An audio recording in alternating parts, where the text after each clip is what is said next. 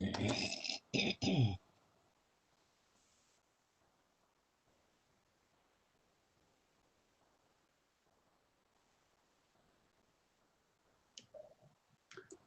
Tammy. Hello, how are you? Okay, how are you doing? Hanging in there.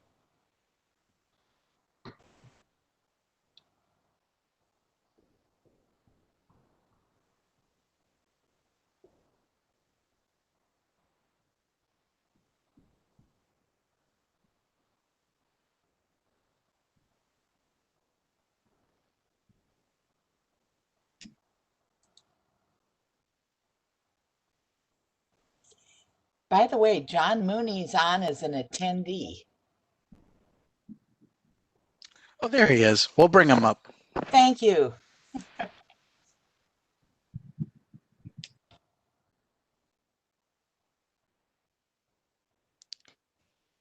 hope he wasn't trying to hide as an attendee. I know. Can't have that. Nope, not tonight. He probably would on some weeks. He'd like to, probably. Thanks for looking out for me, Tammy. Oh, always and forever. Good evening, everyone. Good evening. Good evening, John. Good to hear you, John. Who's that? The last. Mark Malcolm trying to get the video. Hi, Mark. Hi, Mark. Hello.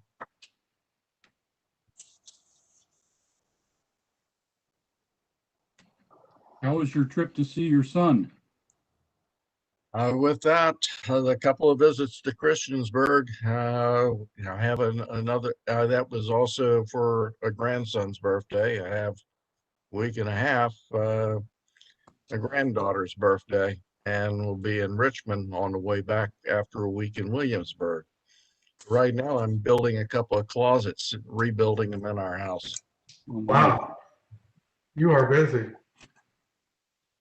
That's what you get for being in a retiree status of not having a W-2. You're not going to get your Couch Potato of the Year award that way. No, normally I try to swim 3 to 4 times a week at the Y, usually 1,250 to 1,400 yards each swim in 30 minutes. Wow. Are you trying to humiliate me? No, it's just that I'm trying to lose a little bit of weight. I need to.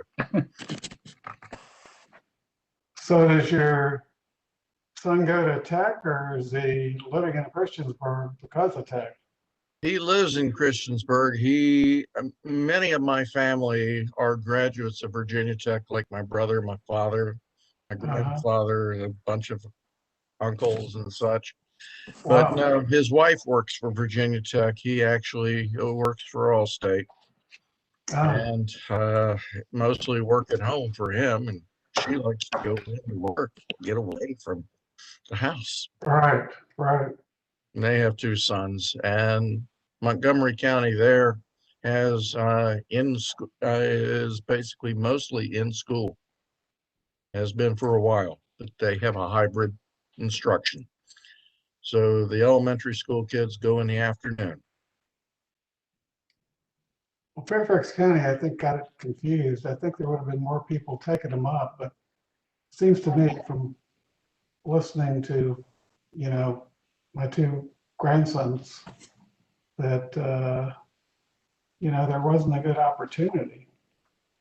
So I'm not sure that was, I think it was a communication issue.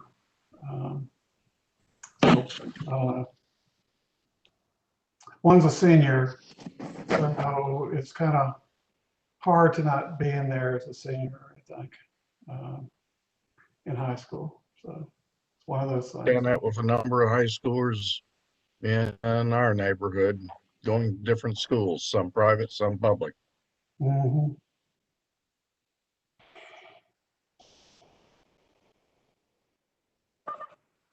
Well, welcome everybody. It looks like it's about 7 p.m., but let's give everybody another minute or so. Get going here.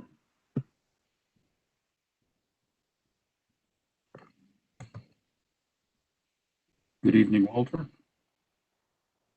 Good evening, John. Hi, Walter. Hi, Jan. I don't think we're recording yet, but we will be soon. If we are, I need to bring out my flag and wave it, just the humor.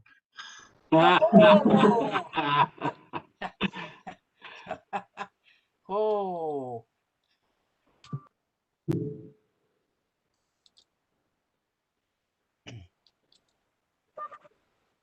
All right, looks like we are recording, so I'll go ahead and call this meeting of the task force to order. It's March 8th, 2021. Welcome, everybody.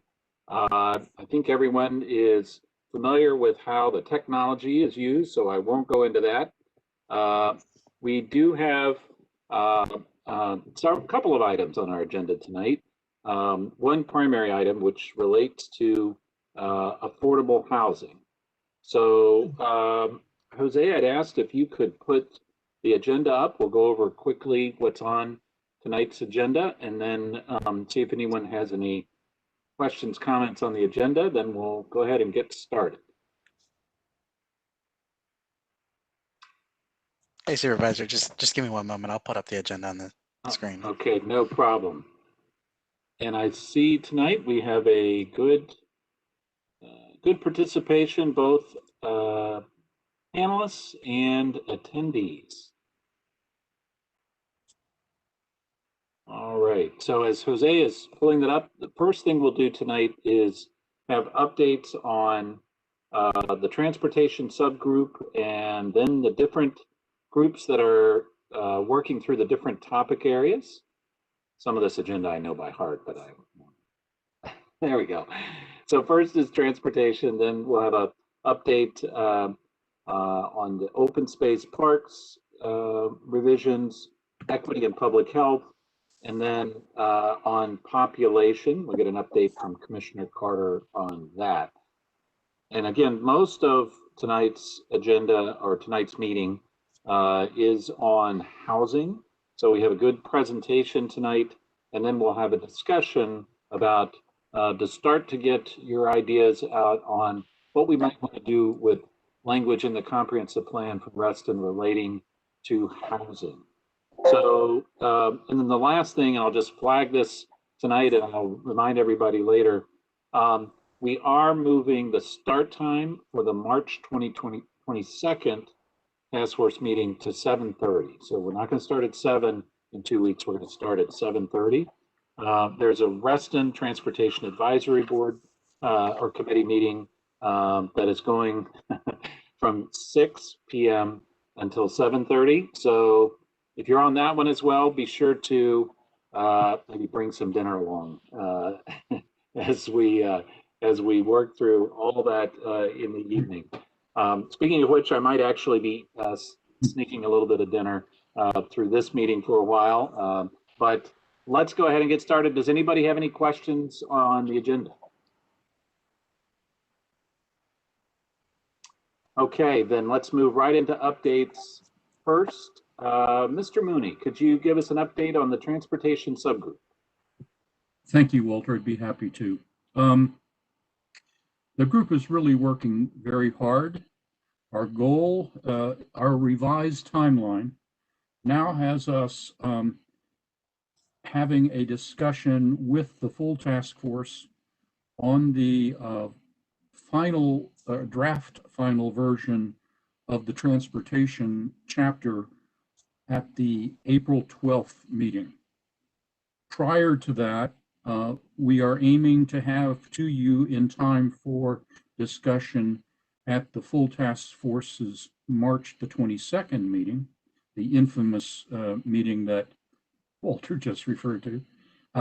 So on the 22nd of March, we will have what we believe will be a full draft, which has been well worked over, but this is the task force's chapter, not the transportation connectivity working group's chapter. So you all will make final decisions on it as far as the task force is concerned. And I want to give a special, people have really been working very hard. I really appreciate the collaboration of the Fairfax County DOT staff people working with the Reston Association Multimodal Transportation Committee representatives, and I have to say in a special way, thanks to Jennifer Juschuk and John Carter. Jennifer has been our scribe, noting down our markups of the various drafts, and she and John have actually completed a rough first draft that we're now marking up. Thank you. Any questions? Thank you. If no questions for John, John, thank you and all the work you're doing and the subgroup. I know it's been a number of meetings and some very good discussions. I've had the opportunity to listen and lurk to a good bit. So keep up the good work. Looking forward to the presentation and the report back from the subgroup. Thank you. So next on open space and parks, Jose, I believe you are collecting input on that. Tell us where that is. Yeah, good evening. So I shared the last round of comments from I believe one of the January task force meetings with Larry Butler, who has gotten comments from RCC and the Park Authority. So the next steps for us are to meet later this week to go over some of those as he's working through the revisions and bring it to the next task force meeting if possible, depending on how the schedule looks for that one, if transportation and other topics are brought up. But it looks like we're close to, I guess, incorporating some of the task force comments from that Parks and Open Space section of the plan. Okay, any questions for Jose? I do. I would like to know, Jose, can we get that report as well? Yeah. So ultimately, when I meet with Larry, similar like I did with public art and all the other sections, I do send those out through the list. Thank you. Everybody. I didn't know whether the latest iteration it was out. Thank you so much. Yeah, of course, Tammy. And any All other right, questions? Any other questions for Jose? All right, Jose, you're on a roll. Keep going. Equity and public health. Yeah, let's keep it going. Yeah, I'm actually looking forward to this group meeting. Looks like we found a time that works with some of the task force members and alternates that express interest in joining the small working group. We're looking at the first meeting on Thursday, March 25th from 7 to 8. And I believe it's going to be a great discussion. It looks like they're going to be trying to tackle the equity discussion and trying to find the way to suggest plan language that can be interwoven into the Reston Comprehensive Plan. I've talked with Michelle a couple weeks ago or a week ago. I'm excited, and maybe Michelle had a couple comments that she wanted to say before the task force. Michelle? Sure. I'm excited as well. But aside from that, I hope that our first deliverable will be a memo on interwoven equity that we can share with all the other groups, all the other small working groups, so that we can make sure that this is an important part throughout the plan. And then we're also going to be working in that first meeting on coming up with our goals for the public health section, and then splitting it up so that we can start tackling those. And we're really fortunate too that we'll have the help of Carla, Robin, and Anna. So so I'm really just excited and thrilled for that. So thank you. Any questions from the task force?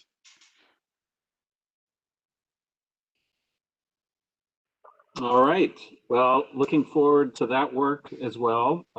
Michelle, thank you, and others that are working on those recommendations. Actually, I think there's an opportunity there to perhaps come forward with some approaches on both public health and equity that, frankly, we might not have seen in Fairfax County before. So I think you're right at some breaking some new ground there. So thank you for the thoughts on that. And then lastly, as an update, population. We had a good discussion, a lot of numbers presented at the last task force meeting. And Commissioner Carter, can you give us an update? I believe at the end of the last task force meeting, you laid out an approach for a way to deal with this and to look at it. Give us an update on that, and I realize there's probably more work to be done.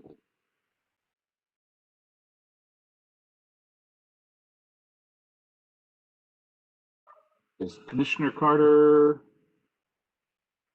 on the line? He is unmuted. Oh.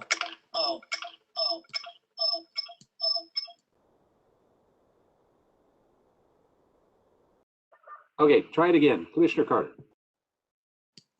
So can you hear me now? With some feedback. Uh-oh.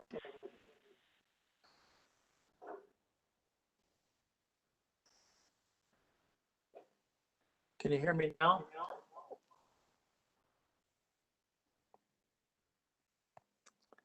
I can hear me, but I guess we've got John, some echo there. there's still an echo. Might you have two devices on? Yes, I've got the phone on as well as.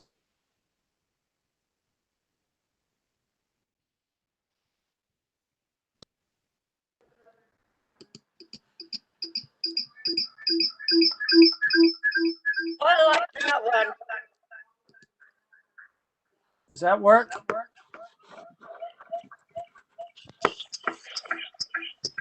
I tell you what, I'm gonna turn the computer off and try the phone. Can you hear me now? That's perfect. Much clearer, yeah. Okay. Do you have the screen up, Jose? Yeah, give me one moment. Let me put it on.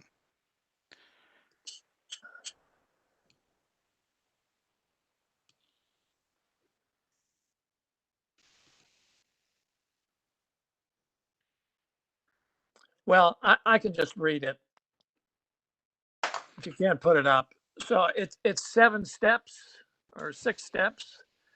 The first one is these are the steps that would get us to the land use chapter.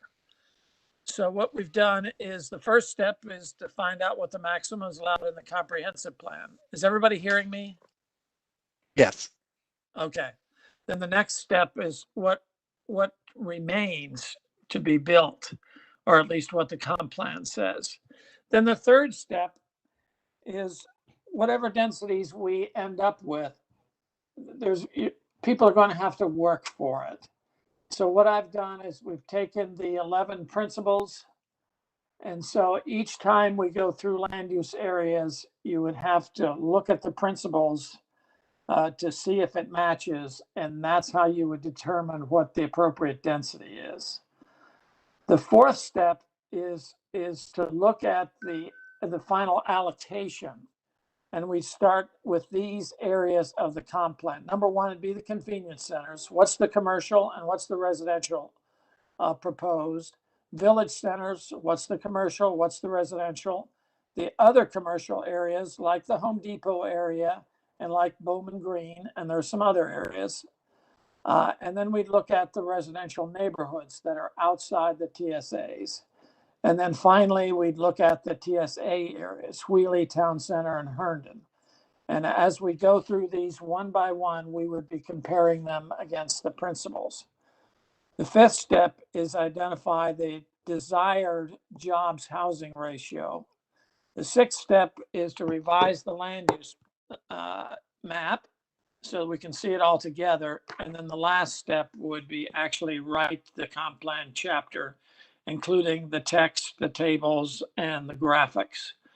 So that's how we would propose to go through this. And I'm pretty much starting the way I would suggest we start on the easy ones first, the convenience centers, village centers, and those. So that's how we would work and prepare the land use chapter. And I think I think we can have a pretty good time doing this. I'm optimistic that we're going to come to a really good conclusion. And I don't know that we need to focus on the comprehensive plan so much. That's a guide to our starting point. But we should build this from the ground up, and the numbers will end up wherever they end up, assuming that everybody likes what we're producing at each of these geographic areas. And that's my proposal to take us through. Okay, thank you, John. Questions, comments for John? Jose, could you scroll up? I'm sorry, I didn't see the first. Oh, there it is. Okay, so the first. Okay, thank you. These are the same ones we Looks went very through simple last on week, paper. right, John? What's that? That's the same we went through last week, correct? Yes, that's where we ended up, although I Or 2 weeks I ago. put the principles in, Sorry. and I put the allocation areas in there as well. John, did you send this out to everybody? I sent it to Jose probably later, probably not in time to send it out, but certainly you can have it. There's nothing magic about it. I can send it through the listserv tomorrow morning, first thing.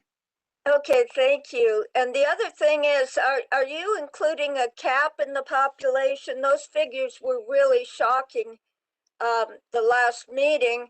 And right now, I feel we have a control to stop it from getting that crowded, essentially, right Well, now. I hate to be mysterious, but I'm not sure where we're going to end up at all of this. So the idea is that we would have target areas for the, not just the PRC area, but for the whole Reston area. Right. And these are the numbers that we do to calculate the schools, to see if the transportation works. That this is the building block of the plan. So how we would implement it, caps or through the zoning, we don't know yet. We don't know where we are the numbers wise.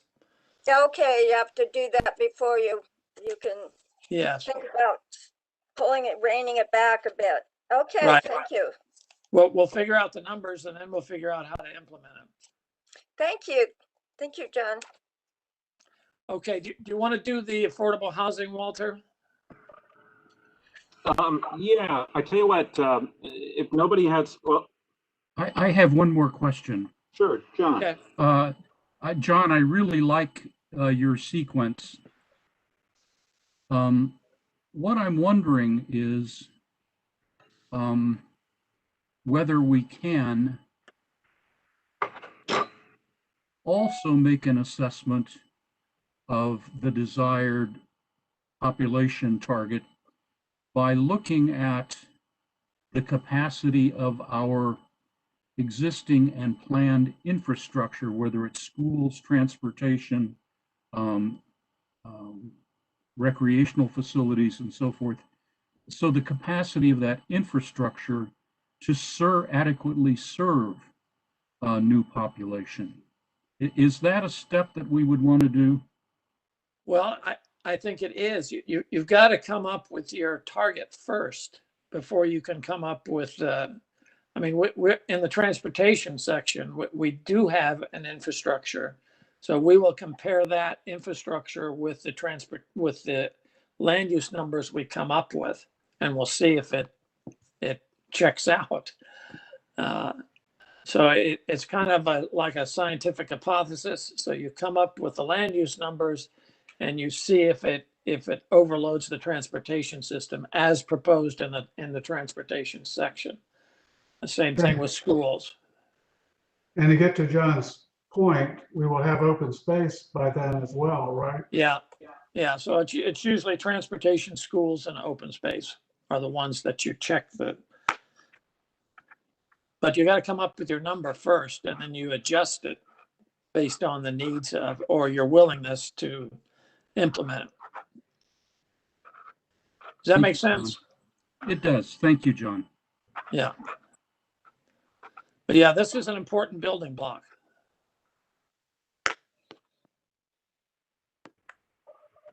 There's one other question to be asked beyond what John propose to you, John Carter. And that is, this is the first level plan. In addressing changes, is there any element that we can use to address if an area that is currently developed one way and a land use developer wants to redevelop it another way, not the golf courses, but existing other stuff? How would that be addressed with what we're doing here?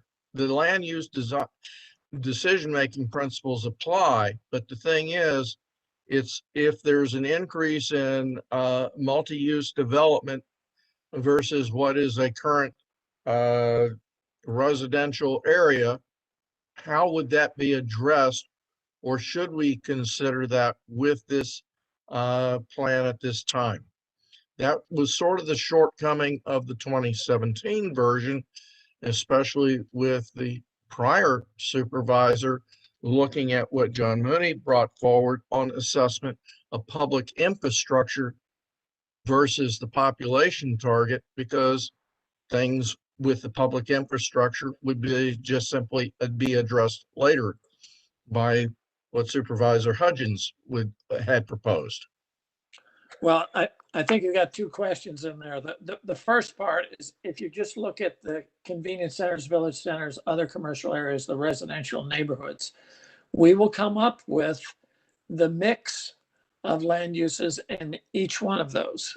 And that will be our best estimate.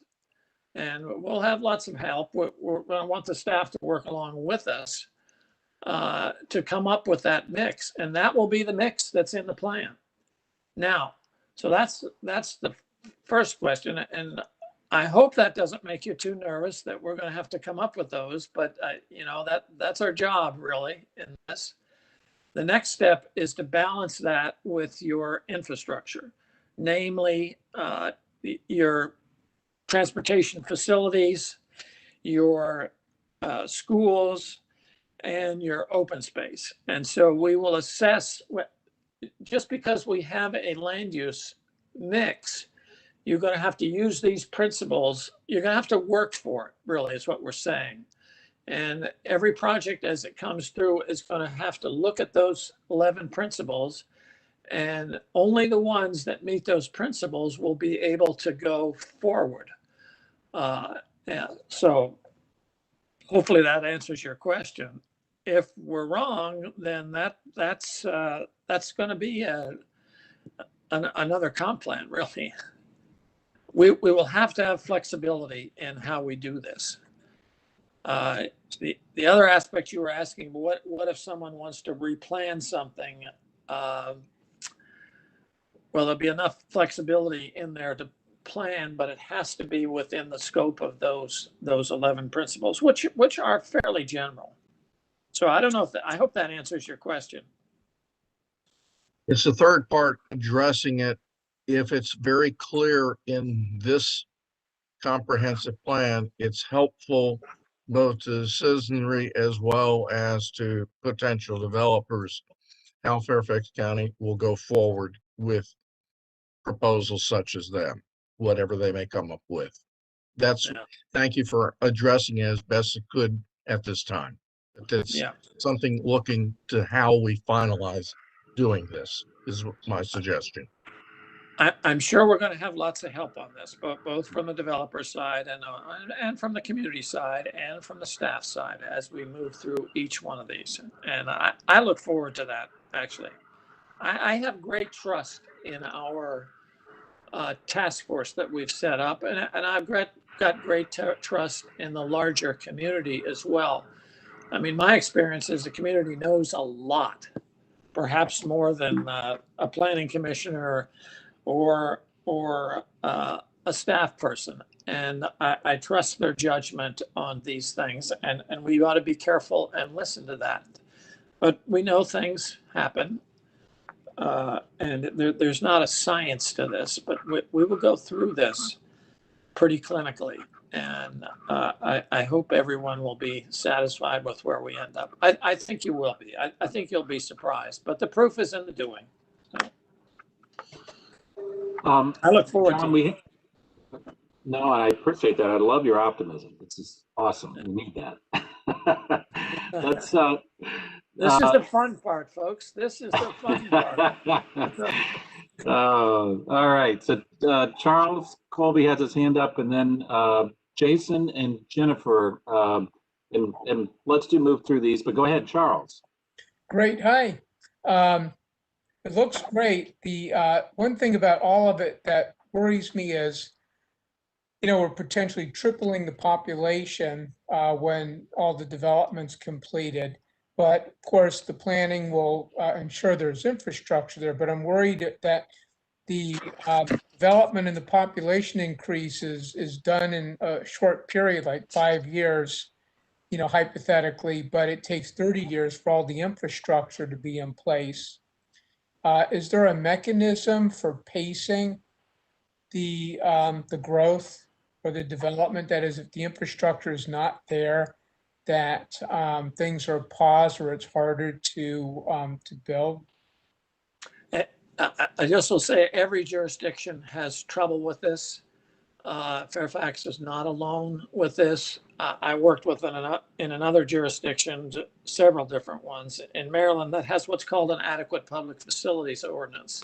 Yeah. So not only did you do a plan where the facilities were balanced at the end of your 20 or 30 year time period, it was balanced as you move along. We do not have something like that in Virginia. We don't have a public facilities ordinance. In fact, your rights as a developer are vested at the time of zoning, rather than when the foundations go in the ground, which is the case in other areas. So that's a difficult thing to do, to balance it as we go. But I will say in the principles, and which one is it? I hope it's still here, that we're supposed to try to balance as best as we can as you go along.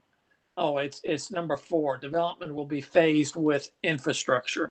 So if a project comes through and we use these principles to review it, if there are any cracks in that application, we would be careful to try to phase the development with infrastructure.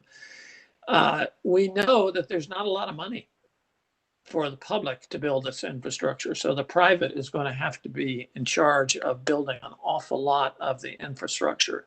When that's the case, it's certainly easier, at least in the case of transportation facilities, to get things done. But yes, we are challenged in Virginia, and even the areas that have this adequate public facilities, it's very difficult to do it as you go along.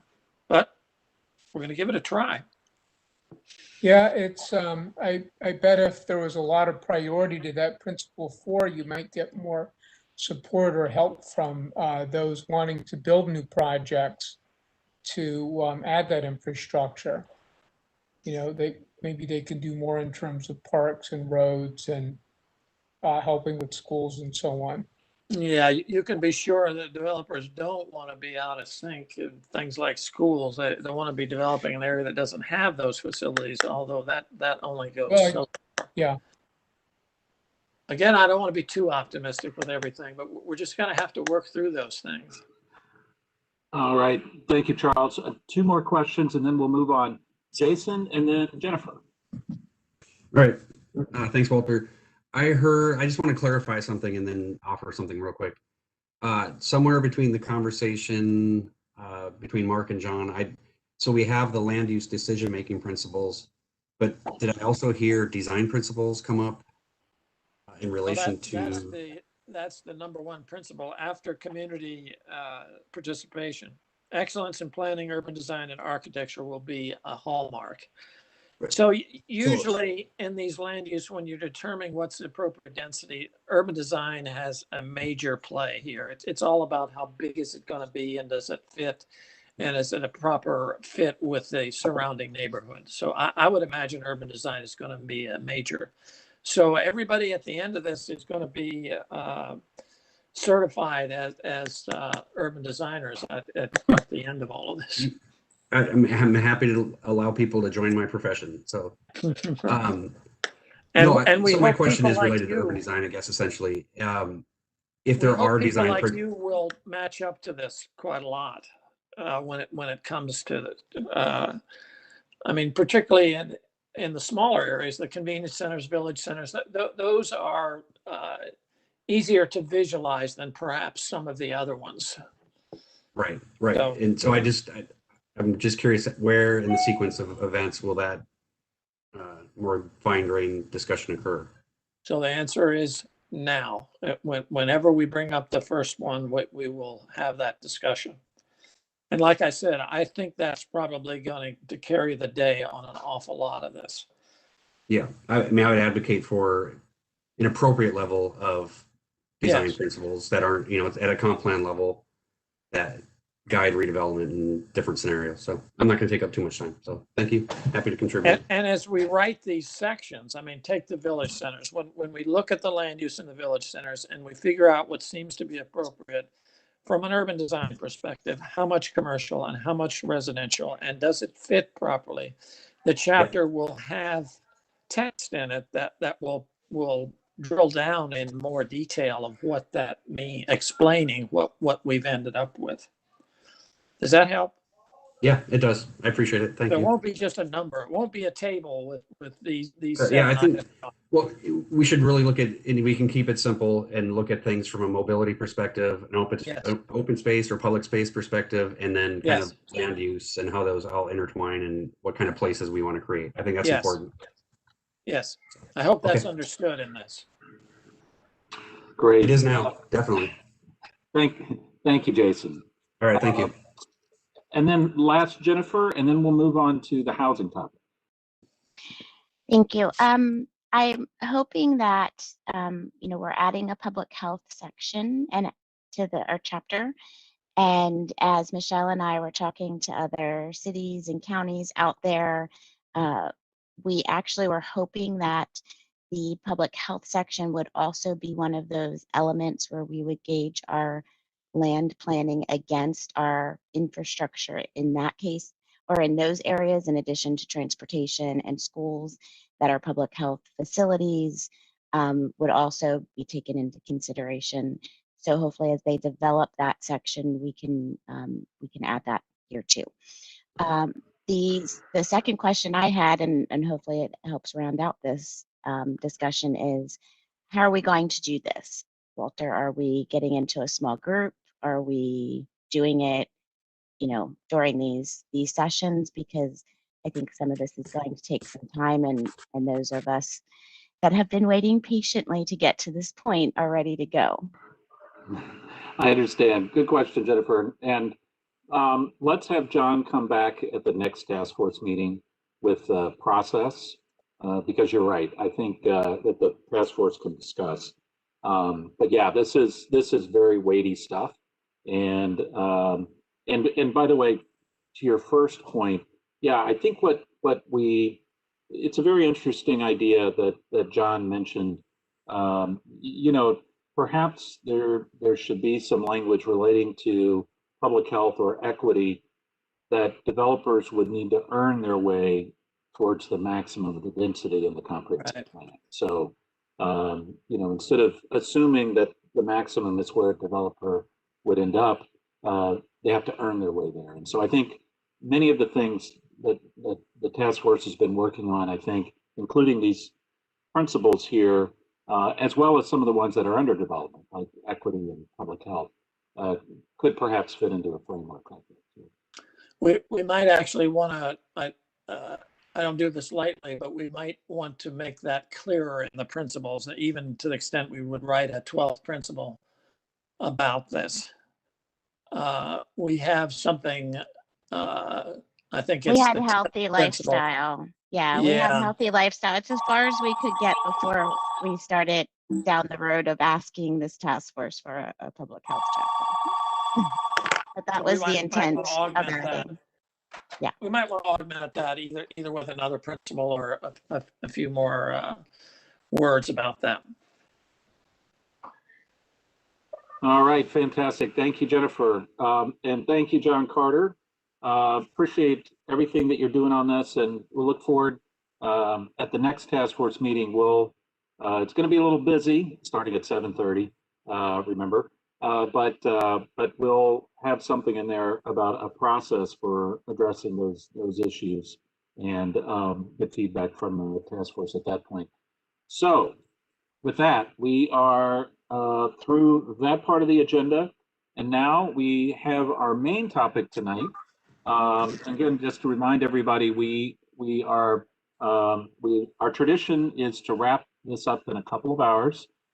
So this could give us plenty of time to both hear from county staff on various housing issues and to have a good discussion. So, Jose, who do we have tonight in terms of presenting? I believe we have Judith Cabelli with Department of Housing Community Development presenting tonight, and I'll be giving her the presenter role just shortly. All right. Well, then you have the microphone here, and hopefully we can get your slides up on. There we go.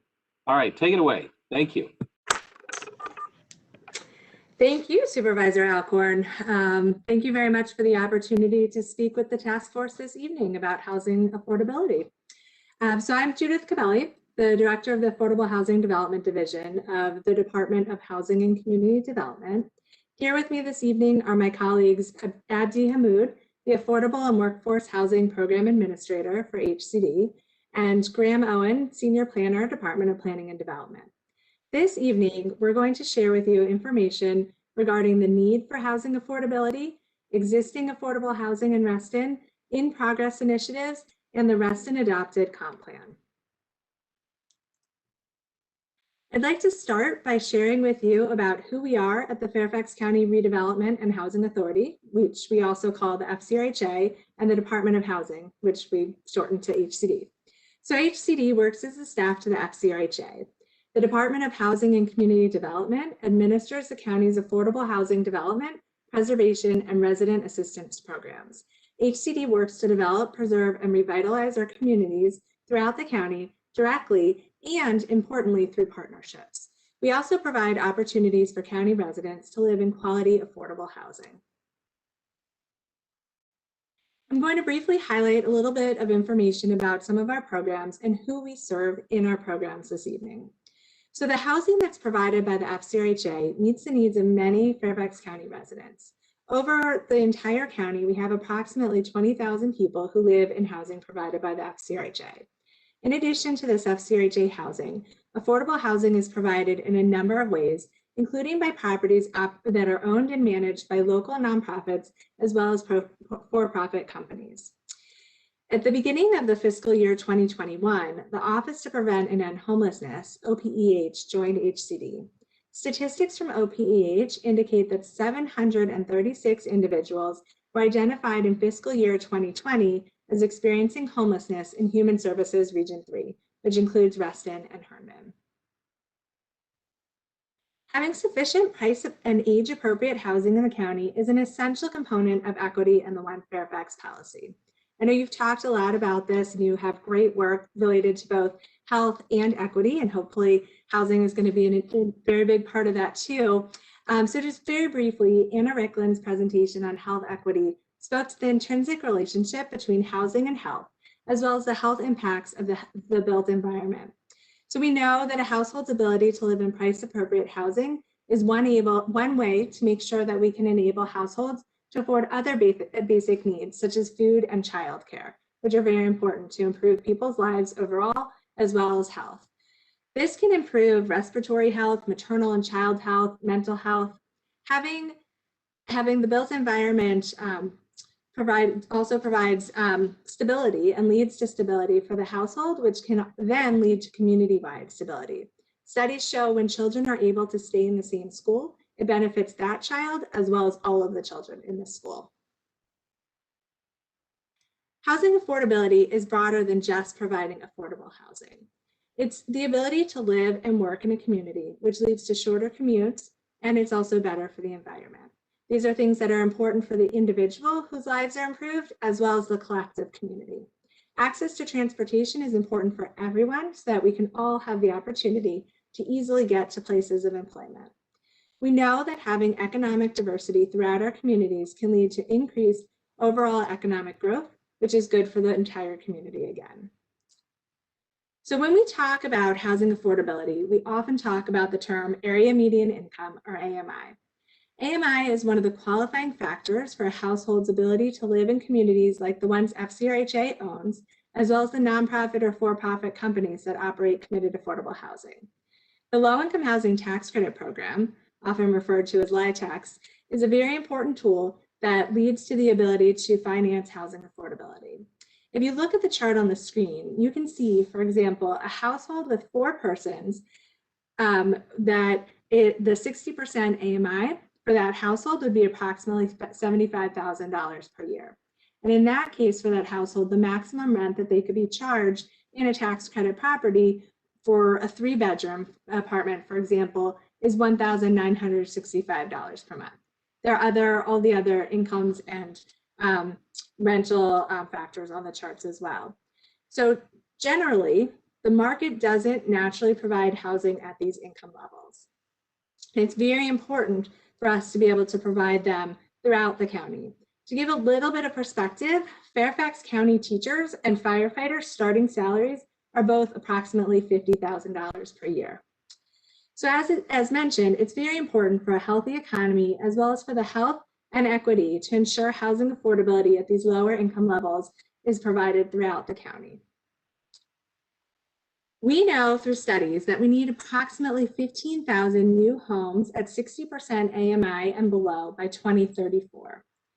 So when we also talk about housing affordability, we talk about what that rent is, like I just showed you on the last slide, but we also talk about the percentage of household income that should be paid, the percentage of household expenses that should be paid for by the household income. And that important number is that people should pay no more than 30% of the household income toward household expenses. So the rent and things to be able to live somewhere. In the county overall, we know that approximately 30,000 renters in the 60% AMI and below range pay more than 1/3 of their income toward housing. And this is clearly an issue.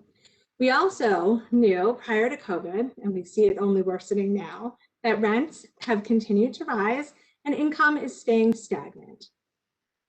So for people with a 60% AMI and lower in particular, this means rent becomes more and more unattainable and people end up paying a higher percentage of their income toward rent or housing as a result. So to address these needs, we developed a community-wide housing strategic plan. And that housing strategic plan includes 2 important goals, a goal for new production and a goal for preservation. The new production, so to produce or create new affordable housing, is to produce a minimum of 5,000 new affordable units by 2034. And this goal is very much a floor, not a ceiling. We are hoping to exceed this 5,000 unit goal. For preservation, our goal is to attain no net loss of our existing affordability that we have currently in the county. So the Affordable Housing Resources Panel presented recommendations to the Board of Supervisors in 2019. We currently have 1/2 penny of the real estate taxes dedicated to affordable housing development and preservation. The AHRP recommended increasing the Affordable Housing Development Fund by the equivalent of 1 penny for new production. And so that is something that was already an existing recommendation that has been put on hold at the moment due to COVID spending. We have been directed to continue to work to surpass our 5,000 units and 15 goals by using creative measures. And this is something that we're really working to do. So we're exploring innovative land use policies, looking at a regulatory toolbox, as well as creative financing opportunities. The next step in the board's continued implementation of the Community-Wide Housing Strategic Plan was through authorizing the Preservation Task Force in 2020.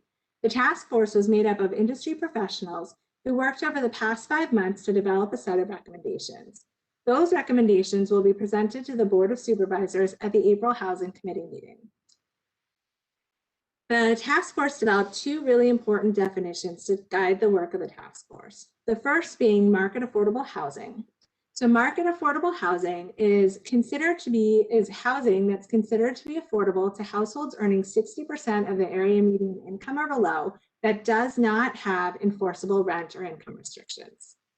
The second definition is for committed affordable housing. So properties or units that have rents and incomes that are restricted by means such as a deed restriction or zoning requirements. And in the recommendations, we use committed affordable to specifically refer to properties that have committed units at 60% AMI and below. So those traditionally would be properties like the tax credit units, as well as properties with committed units at 80% and below that are specifically under the county's inclusionary zoning policies. So the Affordable Dwelling Unit Program, the ADU program, and pursuant to the board adopted Workforce Dwelling Unit, WDU programs. The task force also considered many equity considerations, just like your task force is thinking about too.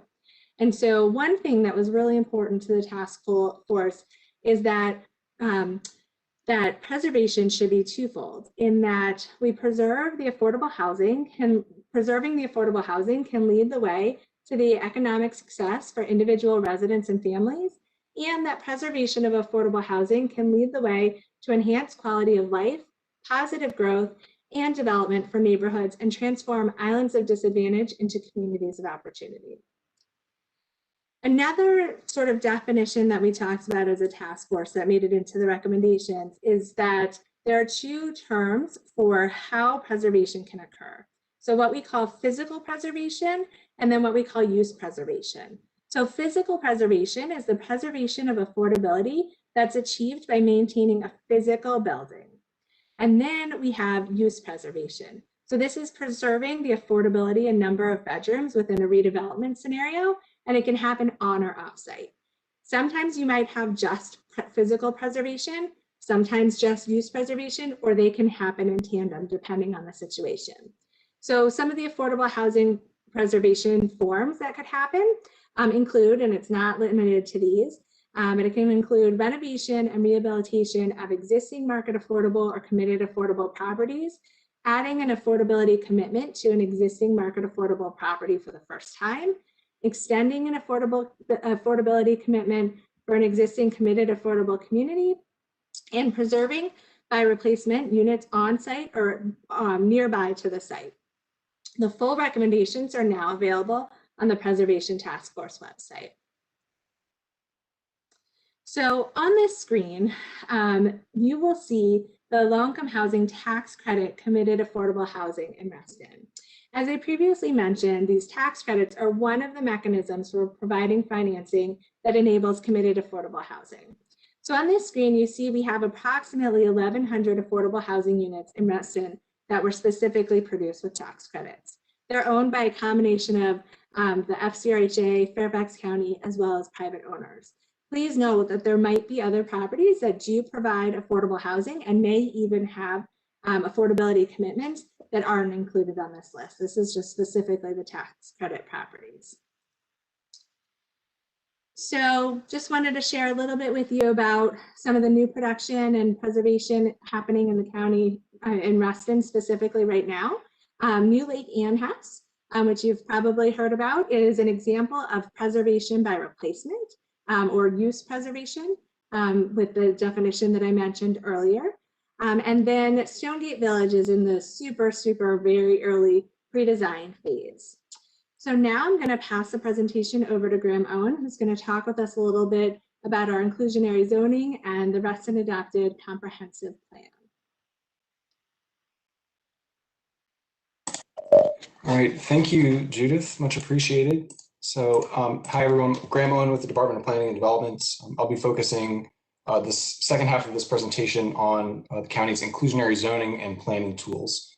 So as Judith mentioned, the Department of Housing and Community Development, on behalf of the Redevelopment and Housing Authority, they're the ones that are really responsible for the administration of these two programs that I'm going to talk to you about, which are the Affordable Dwelling Unit and Workforce Dwelling Unit programs.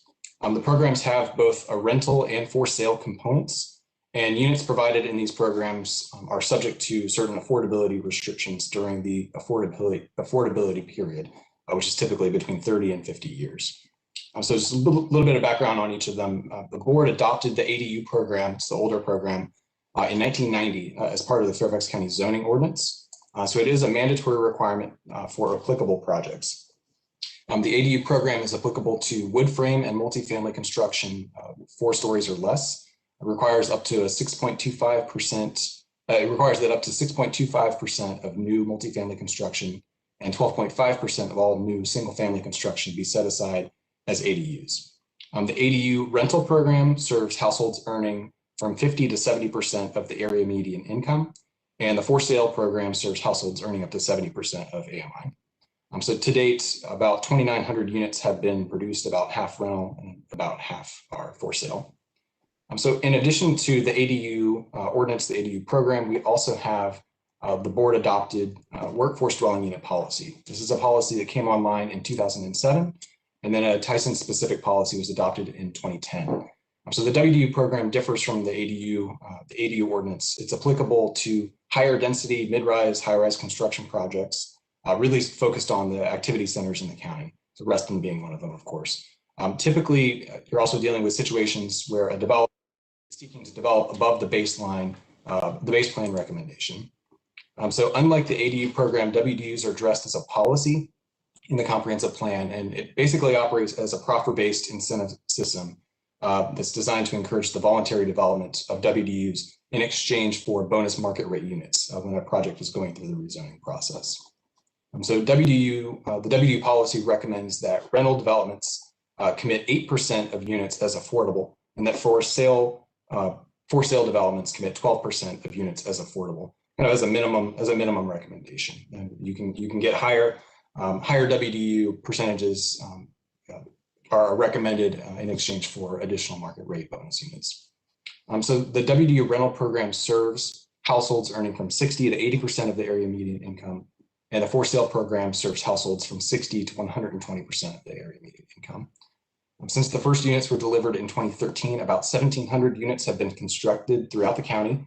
And I would note that in addition to this, about 7,700 have been entitled but are not yet constructed. Next slide, Judith. Here's a list of the constructed properties in Reston that contain ADUs and WDUs. Most of these, if you're familiar with these, most of these are located in the TODs, specifically Town Center and Wheelie, as well as in the Reston Heights TSA. Next slide, please. I would note, you may have seen some activity regarding WDUs recently at the board.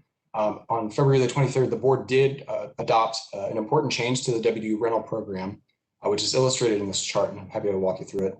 I would note that this is a countywide WDU rental change, but Reston was not included as a part of this plan amendment, given that we're going through the ongoing Reston plan amendment with this task force. But I do think it is helpful to understand the changes that are applicable to the countywide changes in particular.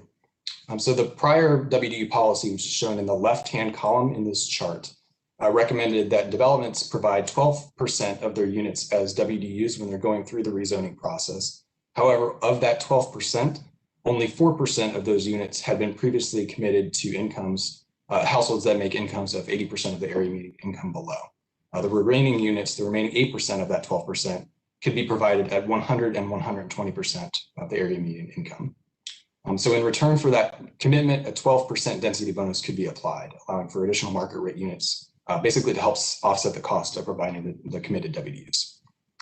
These were the tiers that were established when the program was developed in 2007. And at that time, it was thought that there would be a need for committed units at those 100 and 120% tiers. However, what we found since then is that the market is providing for rents at those tiers. So there's not much of a need for units that are committed when the market is providing for rents that are affordable for households that make this income. So given that, there was a WDU policy task force that was established that looked at recommending changes. The plan amendment was authorized. We just wrapped up the board just adopted the new change in February. The newly adopted change, which applies to rental units only, I reiterate, doubles the commitment level for WDUs at the 80% of the area median income level and below from the previous 4% under the old policy to 8% under the new policy. And we're finding that this is a helpful thing. The households that are most in need of committed affordable housing are in that 80% and below. as Judith was indicating, it's a really important part of the countywide housing strategic plan. The other thing that the WDU policy plan amendment does is that it removes those higher income tiers from the program, since the market is providing for those units. A similar change was made in Tyson's with the revised policy recommending rental units at 80% of AMI and below. So there's a change from the current 20% serving all the way up to 120% of AMI to two new options, one at 13%, all at 80% AMI, and then a second option of 10% commitment, all at 60% of AMI. So if there's a lower commitment level in exchange for lower incomes that are served. Next slide, please. So moving on to Reston. So affordable housing has been an important part of Reston basically since the onset. So Robert Simon's goal number 2 speaks to this in particular, noting that housing needs can be met at a variety of income levels and at different stages of family life, allowing people to stay in the community and resulting in heterogeneity that spells a lively and varied community. Housing affordability is also noted in planning principle number 4, meaning that residential neighborhoods will continue to provide a variety of housing types and sizes serving all incomes. Next slide, please, Judith. So getting into a little bit more detail on Reston. Reston has a community-wide plan recommendation of expecting affordable dwelling units to be provided when the proposed construction type warrants it. So that's typified in your wood frame and masonry type 5 multifamily construction in particular. And then in addition, WDUs are expected in the plan when development or redevelopment is proposed in the village centers and in the transit station areas. So we went over the countywide change that did take place of the 12% shifting down to 8%, all of which is at 80% of the AMI and below. That was a countywide change, but I would note that the current Reston plan's recommendations remain. So the Reston neighborhoods, there is one site-specific plan recommendation that calls for a commitment of 20%. That's specifically for Hunter's Woods at Trail Edge. It's a retirement community, obviously, off of Colts Neck Road. Regarding preservation, throughout the Reston neighborhoods, as well as specifically at Lake Ann, there is language noting that existing affordable housing should be preserved by replacement when redevelopment is proposed. A good example that Judith mentioned is the Lake Ann House, which is located in that purplish area on this map, just to the north of the Lake Ann Historic District. Next slide, please. All right, and so moving on to the TSAs. The Reston has a unique policy for the provision of workforce units in the TSAs. So if a development is seeking additional FAR above a 1. If they're seeking development up to a 1.0, then there is currently a 12% WDU commitment. In addition to that, if an FAR above a 1.0 is requested, there's a sliding scale of intensity to an increased percentage of committed WDUs. So in essence, in exchange for a greater number of WDUs, you receive additional FAR. Also in exchange for a greater number of WDUs, developments receive market rate bonus units consistent with the WDU policy to help offset the cost of providing those units. Next slide, please, Judith. And then lastly, specific to the TODs, there is a 0.5 bonus intensity above the district recommendations that may be considered for projects that go above and beyond the standard performance criteria that are in the plan. So one of the considerations for proposals that provide firm commitments to WDUs at 60 to 70% of AMI and below, which is the lower income tiers. Basically, if you're going to be seeking this additional 0.5 bonus intensity, one of the things that you'll need to do or would need to consider is providing for these lower income units and also at a larger proportional basis than was outlined in the sliding scale that was shown on the previous slide. So essentially a greater commitment to affordable housing than you'd otherwise have. So that's the Reston plan. And Judith, we can go to the next slide, but we're happy to take any questions that you have. All right, Graham, thank you. And thank you, Judith, as well. Before we open it up for questions, I do want to give a shout out as well to our own Commissioner Carter, who was on the WDU task force. John, I know you've been planning commissioner for Hunter Mill for a few years now, but then also with the WDU task force experience, is there anything you want to add to put context into the presentation we just heard from your perspective, and how we might want to think about possible changes to the comprehensive plan for Reston relating to housing?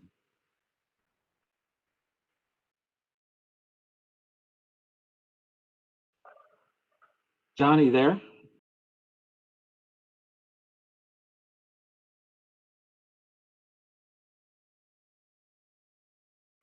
All right, well, we'll see if John comes back. Can you hear me now? There you are. Hey, John. And also, Dick Kennedy's here as well, but also, John, go ahead. So we've been doing better. We've been doing, uh-oh. Let me see. How about now? Can you hear me now? Yeah, crystal clear. Okay, we have actually been doing better than the plan. Twice as good, I would say.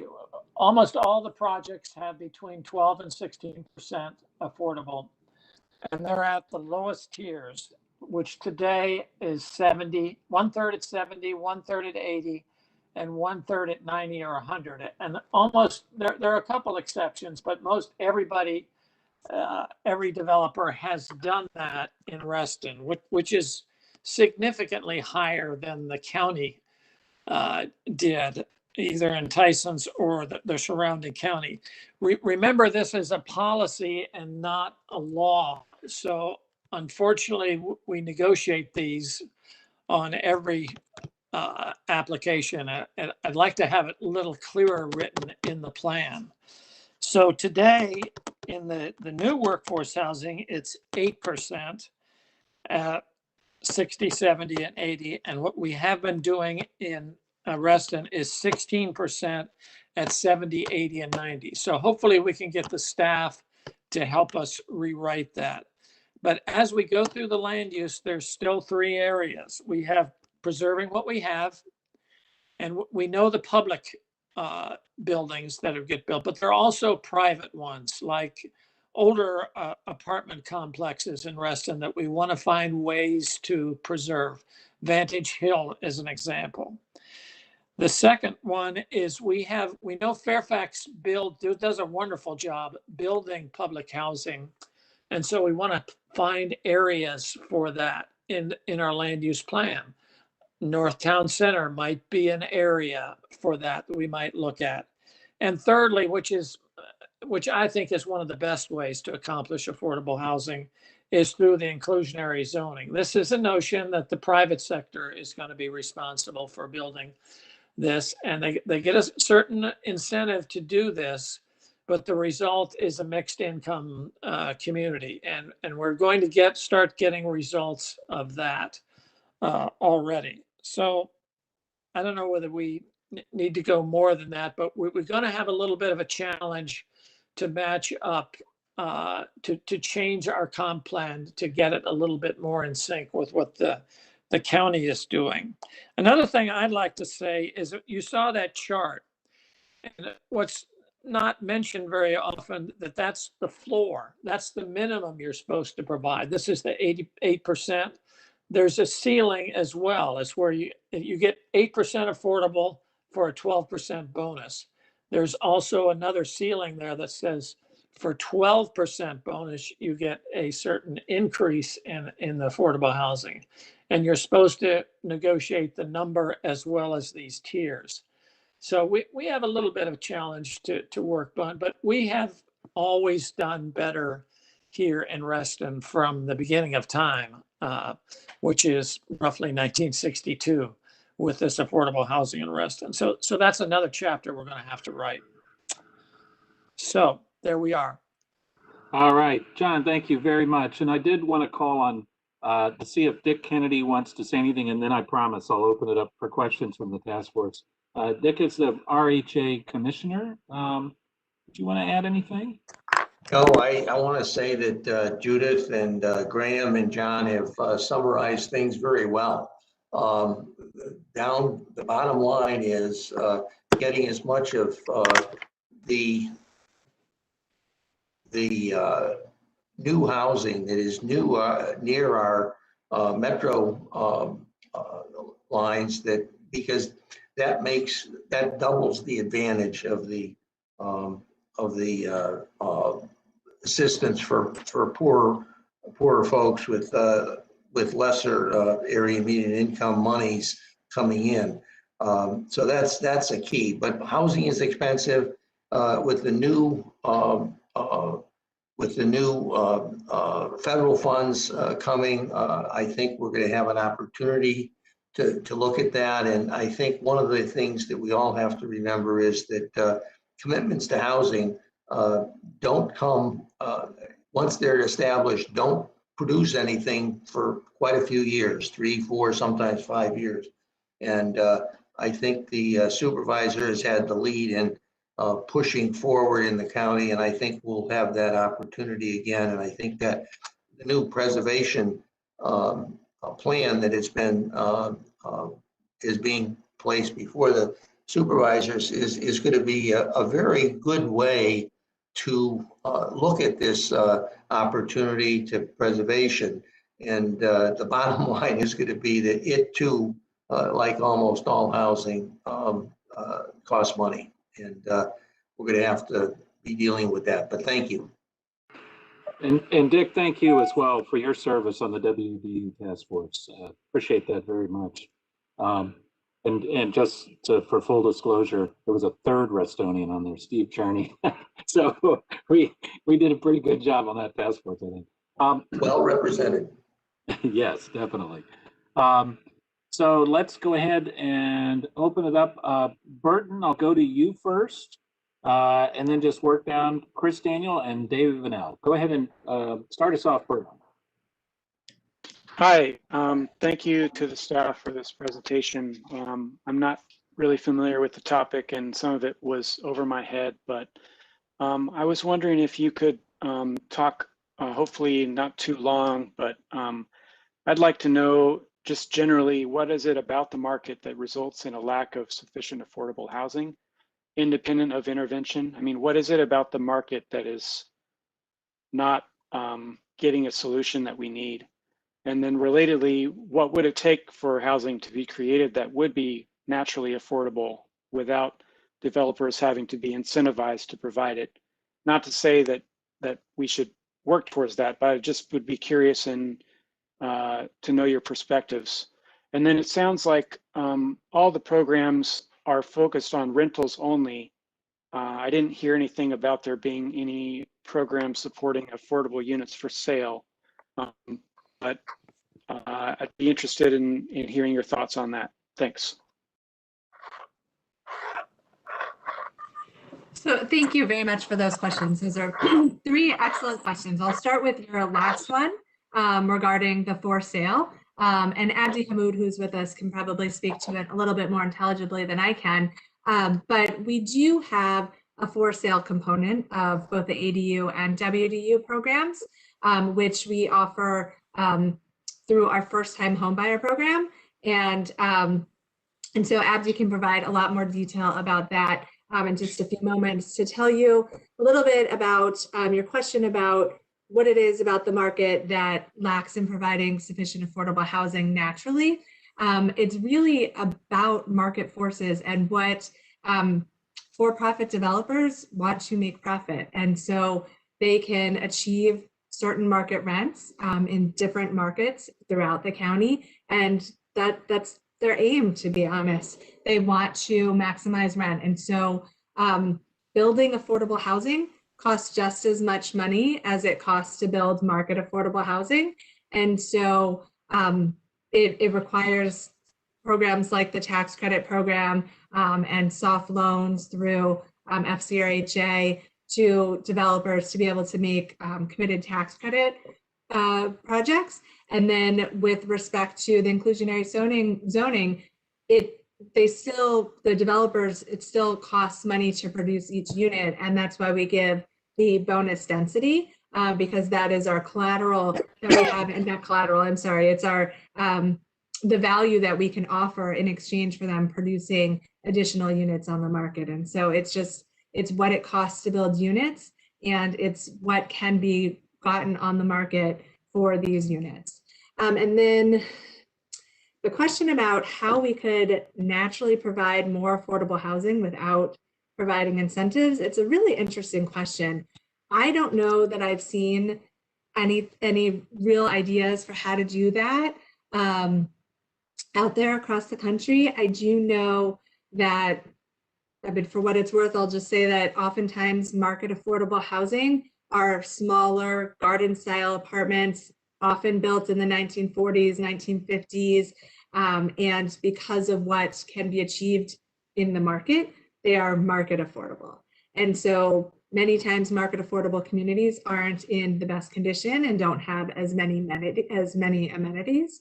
But it would be really interesting to think about what we could do to naturally create housing that's affordable in the market without it having some sort of incentive. Great, thank you, Judith. I think it's an interesting conversation about supply and demand, and pushing prices up. Certainly, we have a lot of supply in our comprehensive plan in Reston for housing, but in terms of what's on the ground, it clearly is not keeping up with the demand, at least for the more affordable housing. So, thank you for that. We've also got Chris Daniel and David Vanell and Gary Maupin, and I'm working down the list. So, Chris, go right ahead. Thank you, sir. So I'm going to use a different preservation word. So just so people are clear, when I typically talk about preservation, I'm referring to historic preservation. And so I think one concern, obviously, I have is how affordable housing is developed and how it interacts with historic properties, as well as affordable housing frequently ends up becoming historic properties because it gets built and it gets left there and it gets poorly maintained, and the description is we have to demolish it. So I think that segues into one of my core things that I think particularly for this portion of the comp plan is, and here in Reston, I think everyone is entitled to live in a well-designed building. And Reston strives itself on well-designed and good architecture and unique architecture. And I think of the new Lake Ann House that will be demolishing the old Lake Ann House, which is now directly next to Hickory Cluster, or Reston Hills, as I think it was originally called. And there are going to be new townhomes built there in phase 3 of that project.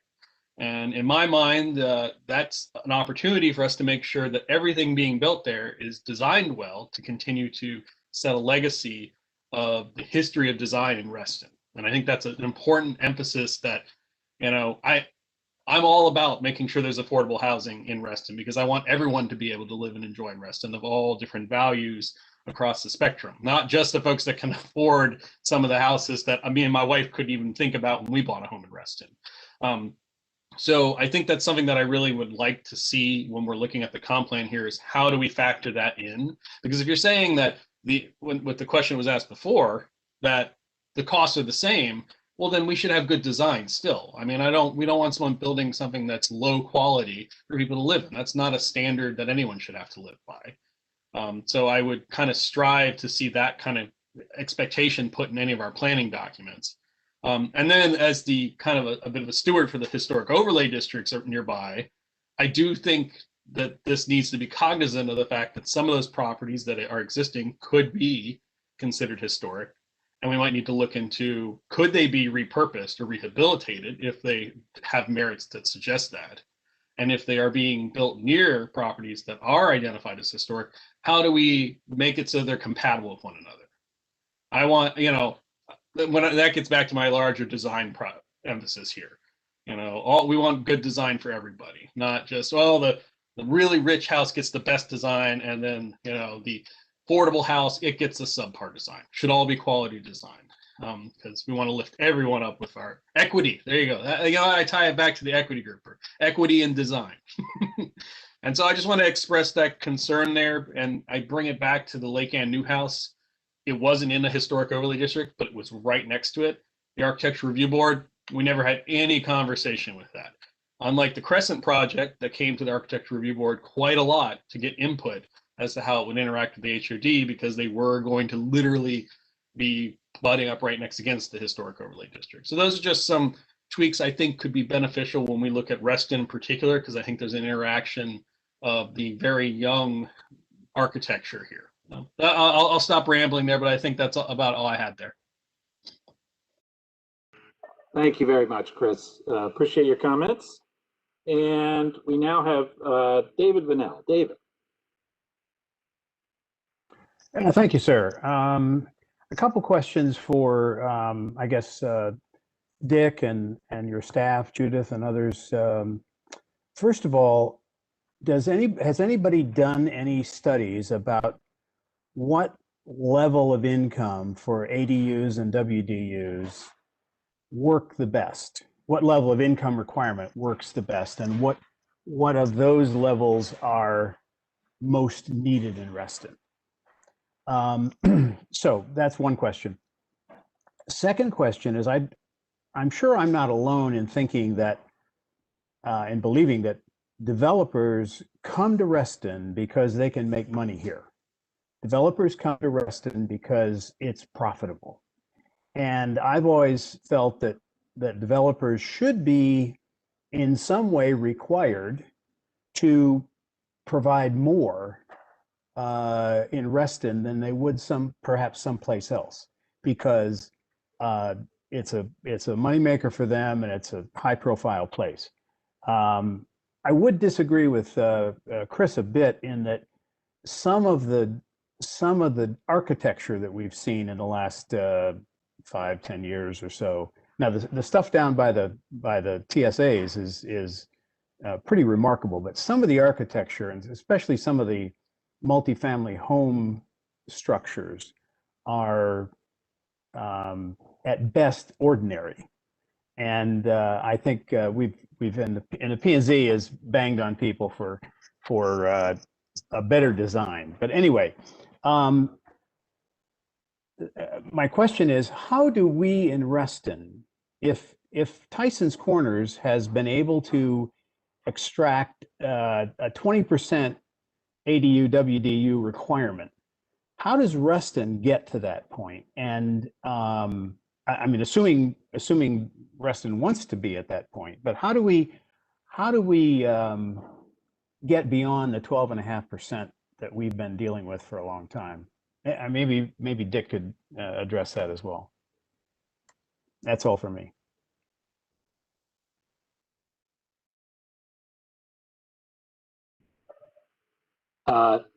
David, I'm not sure anybody else is going to address it, but let me just jump in. And actually, the Tyson's numbers have changed, but David, your original question about how Tyson's, well, your last question, how Tyson's got there.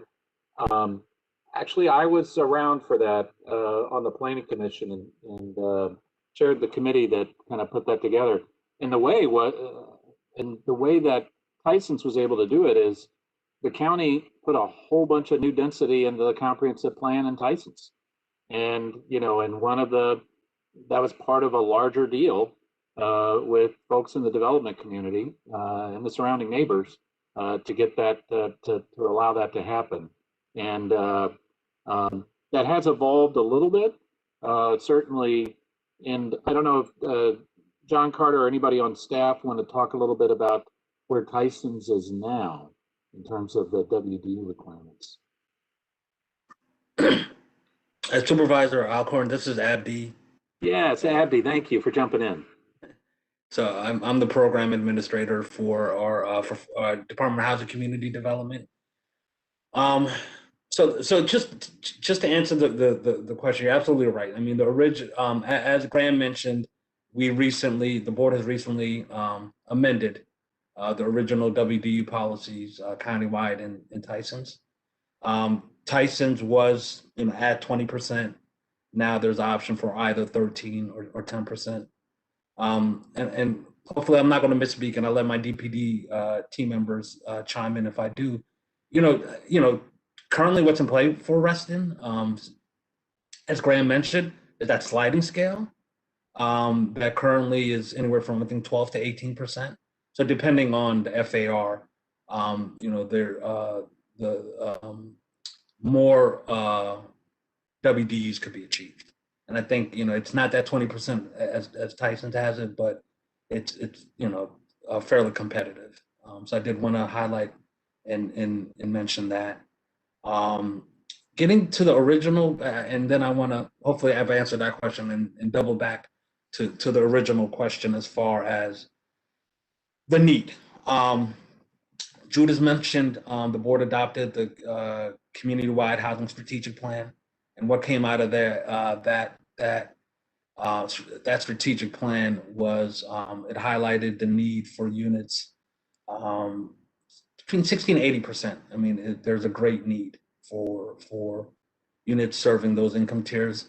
The WDU policy task force kind of used the community-wide strategic plan as kind of one guiding factor to look at. So there is a great need for units between 60 and 80%. The WDU program is now, that has been amended at the end of February, is now serving that.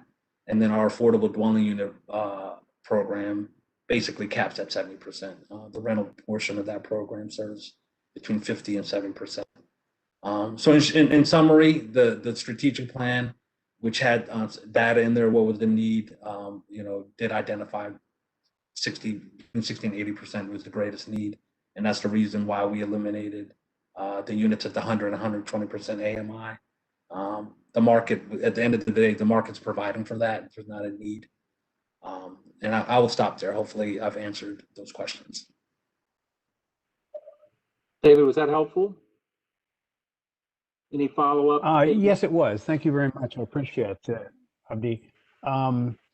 It's not to say that that developers who are coming into Reston and doing ADUs in their project or WDUs in their project aren't exceeding the 12%. And obviously, if they exceed it, they certainly earn their density bonus. But I'm just again, I'm wondering, the sliding scale looks pretty good. And I wasn't aware, because I was late getting back home, and I wasn't aware of the comment earlier in the presentation about Tyson's percentages being adjusted. But in any event, thanks for your answer. Thank you, David. Let's go. We have Gary and Lynn and possibly Mark, although it might be an old hand that was up. So Gary, go ahead.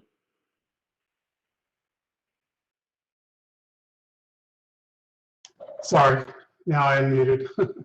I just wondered the relationship of the federal programs for housing assistance, low income, or affordable housing relate to what we're talking about here tonight. How does that filter into Fairfax County and actually to here in Reston?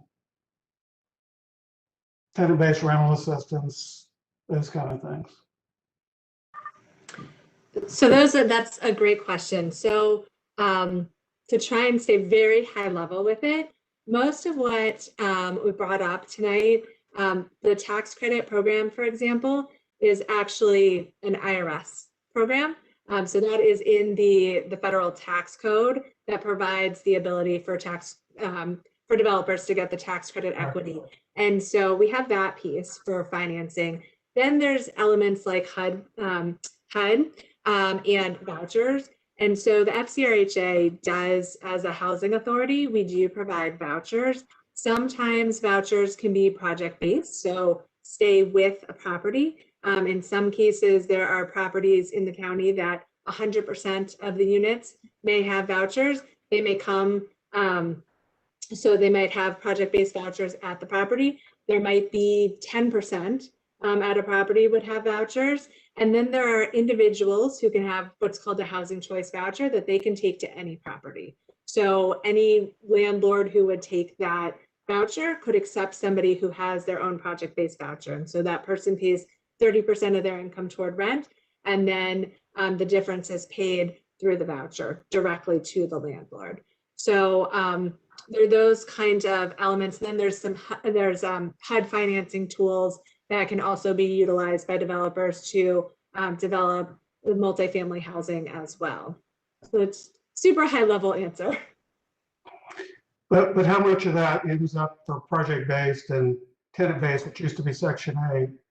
How does that, do we know what that is in the county? I guess you do know what it is, but, or so that is a question we can follow up and get you the answer to.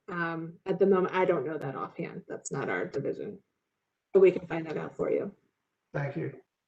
Absolutely. All right, Gary, thank you. And let's go to Lynn, and then I believe Mark, and then Tammy. Lynn?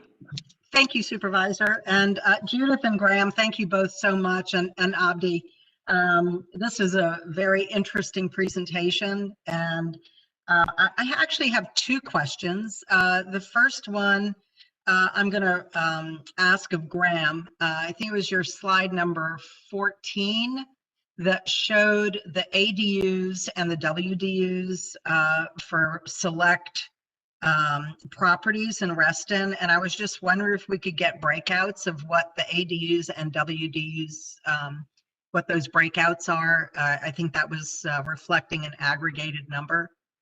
And then, yep, sorry, was that?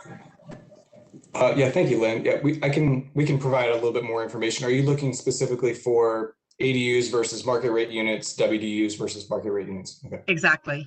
I think we can follow up and provide that information.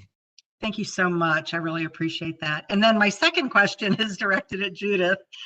You talked about incentives being provided for developers with new construction. And my question is, within Reston, we do have some, Chris, you'll appreciate this, some historic properties that have been around for 50 years that are really seeing their age, that are owned by developers. And I guess the question is, what incentives are out there for redevelopment?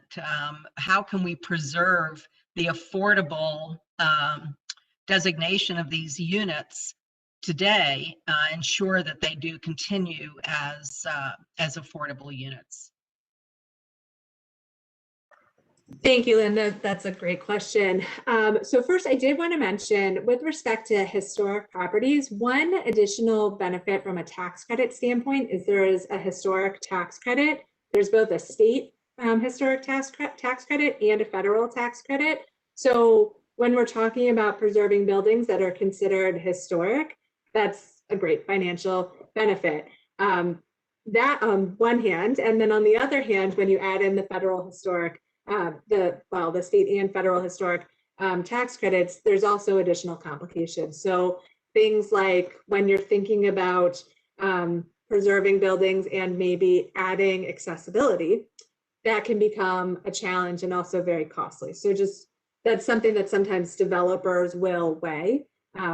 As a developer previously, in a previous life before joining the county, I had a project where we wanted to make accessible units, and the conversation around an elevator versus entries into units was very complicated with the that. So, but that is available as a financial resource. There's a number of different ways that properties are able to access those resources and have to be designated to be historic. That's important to follow. The other part of your question, though, in terms of incentivizing developers, that's part of a big part of what the Preservation Task Force really was working to address. And so I dropped in the chat a recommendation. So anybody wants, fantastic. So those are there to take a look at. After presenting those recommendations to the board, as I mentioned, we're doing it at the Housing Committee in April. We anticipate that we will undergo a comprehensive plan amendment specifically related to elements just like you raised. So that's being worked on through this task force. So I appreciate that. Thank you all so much. Really do appreciate what you do. Absolutely.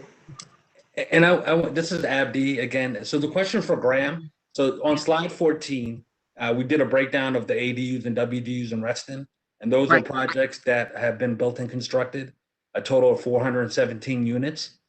A majority, all but 23 of those units are WDUs. The Aperture delivered out of the 50 units, 21 of them are ADUs and 29 are WDUs. And then, which is a rental project at Wheelie.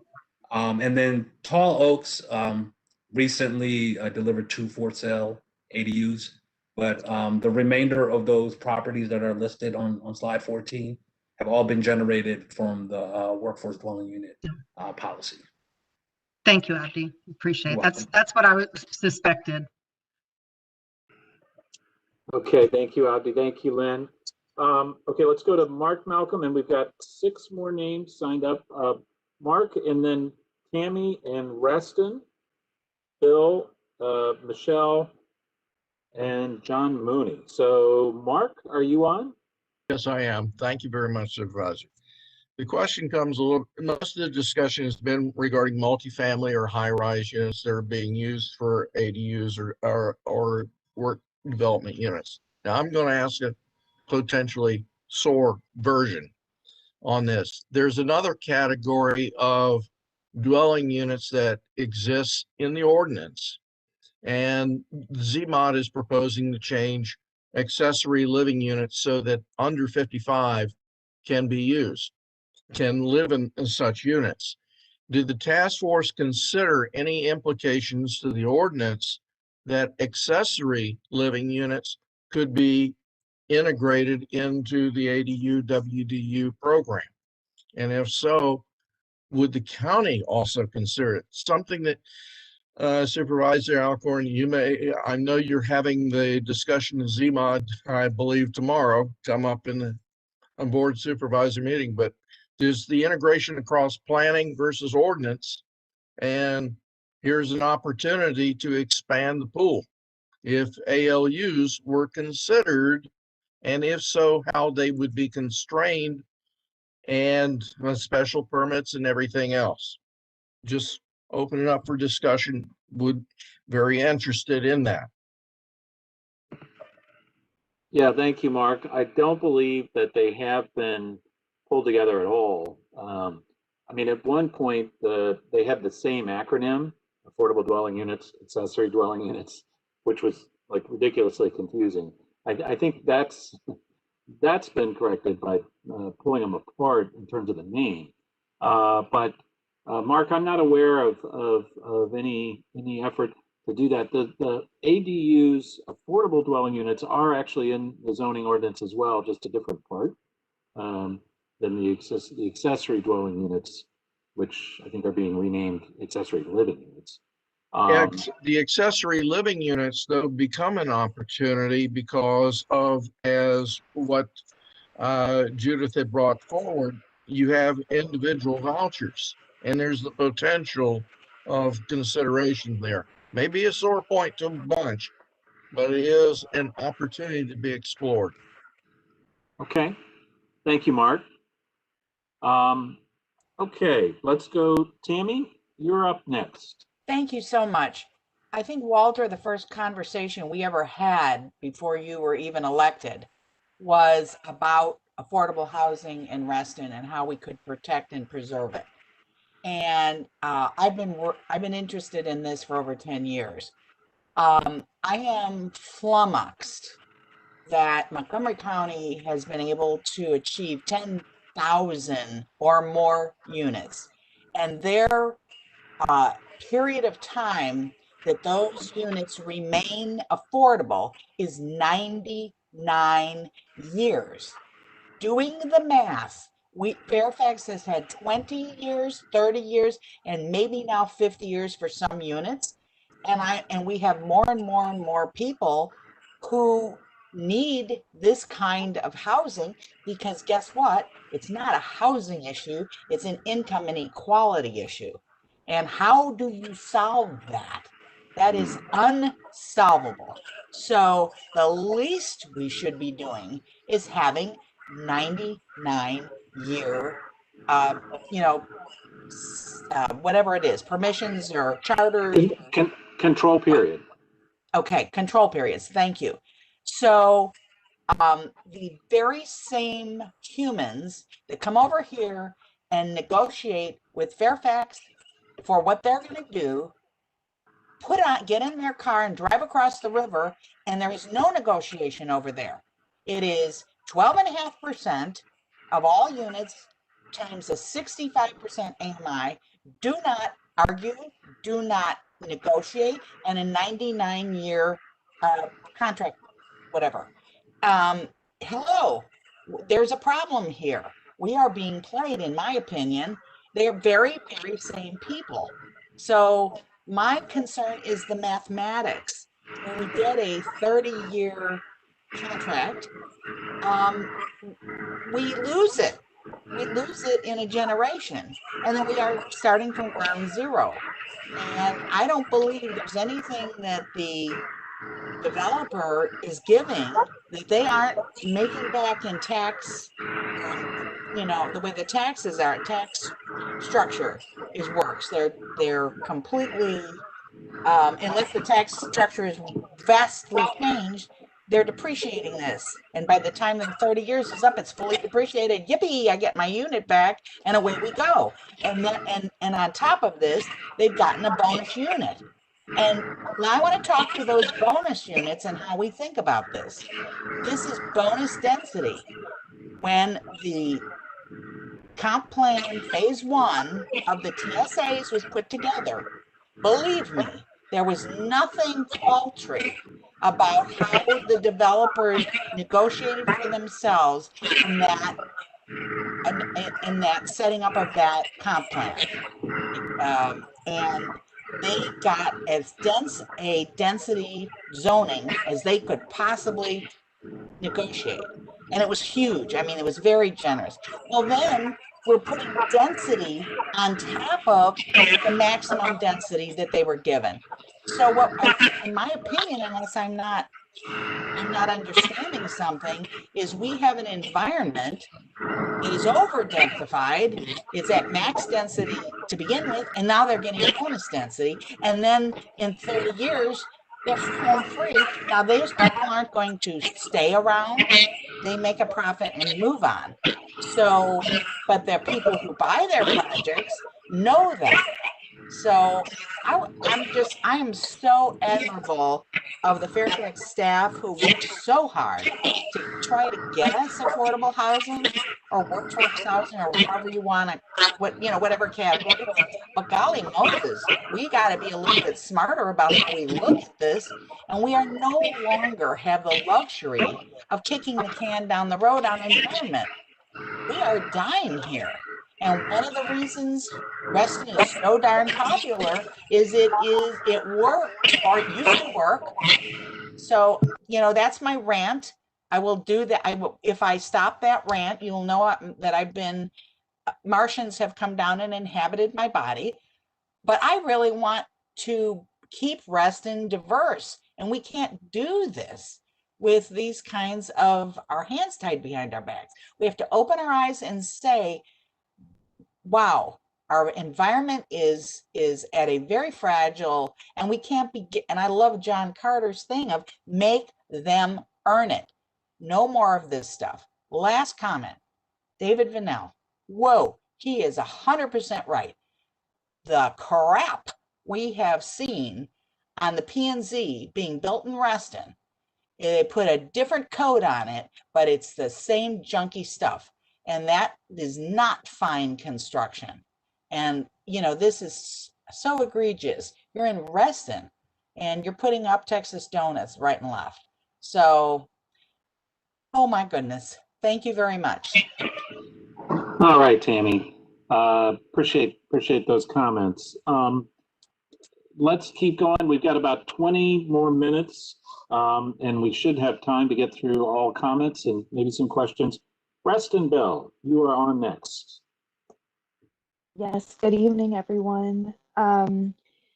So that's tough to follow. I'm going to try and hold as much passion in my commentary, but I have to say, I'm very new to this space, though I am incredibly familiar, of course, right? Like with Reston, as my name kind of gives away. But so some of the questions or some of the thoughts I have, one is I'm trying to understand affordable housing and who does and does not have to provide or offer up like a certain percentage of their developments. Like, do all developers that come to Reston have a requirement of providing a certain percentage of units, or are there certain spaces? Because growing up, I always thought there were certain areas that like provided these affordable housing spaces. I didn't think it was all across the town or Reston, the place. let me jump in there. That's a fantastic question. I don't think it was addressed earlier, but probably should have. And then we'll circle back for other questions or comments you might have. Sure. John Carter, do you want to take a shot at that? When are ADUs or WDUs? When are these affordable units required in the development process?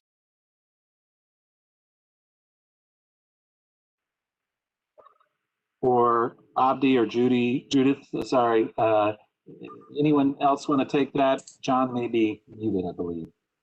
I'd be happy to take that as well. Yeah. Thank you. In general, with the WDUs, for example, WDUs, they're located in the comprehensive plan, so they're recommended, we would say. In fact, we usually get them because we tend to implement the comprehensive plan in Reston. And with greater success, I might imagine, or might add, as has been mentioned with regards to the AMIs. But WDUs are expected and are recommended countywide, and then specifically in areas where you have activity centers. So these are the areas of the county that are planned for higher intensity development, where you typically have options for redevelopment that propose higher densities in return for meeting specific conditions. So the TSAs are a perfect example of this. So you wouldn't have necessarily WDUs that are expected in the whole of Reston in the lower density areas. You would expect them in the areas that are planned for higher intensity development. So developments in those areas where you have redevelopment that's planned, that's where you typically see them. And then with regards to ADUs, it's really specific to the construction type.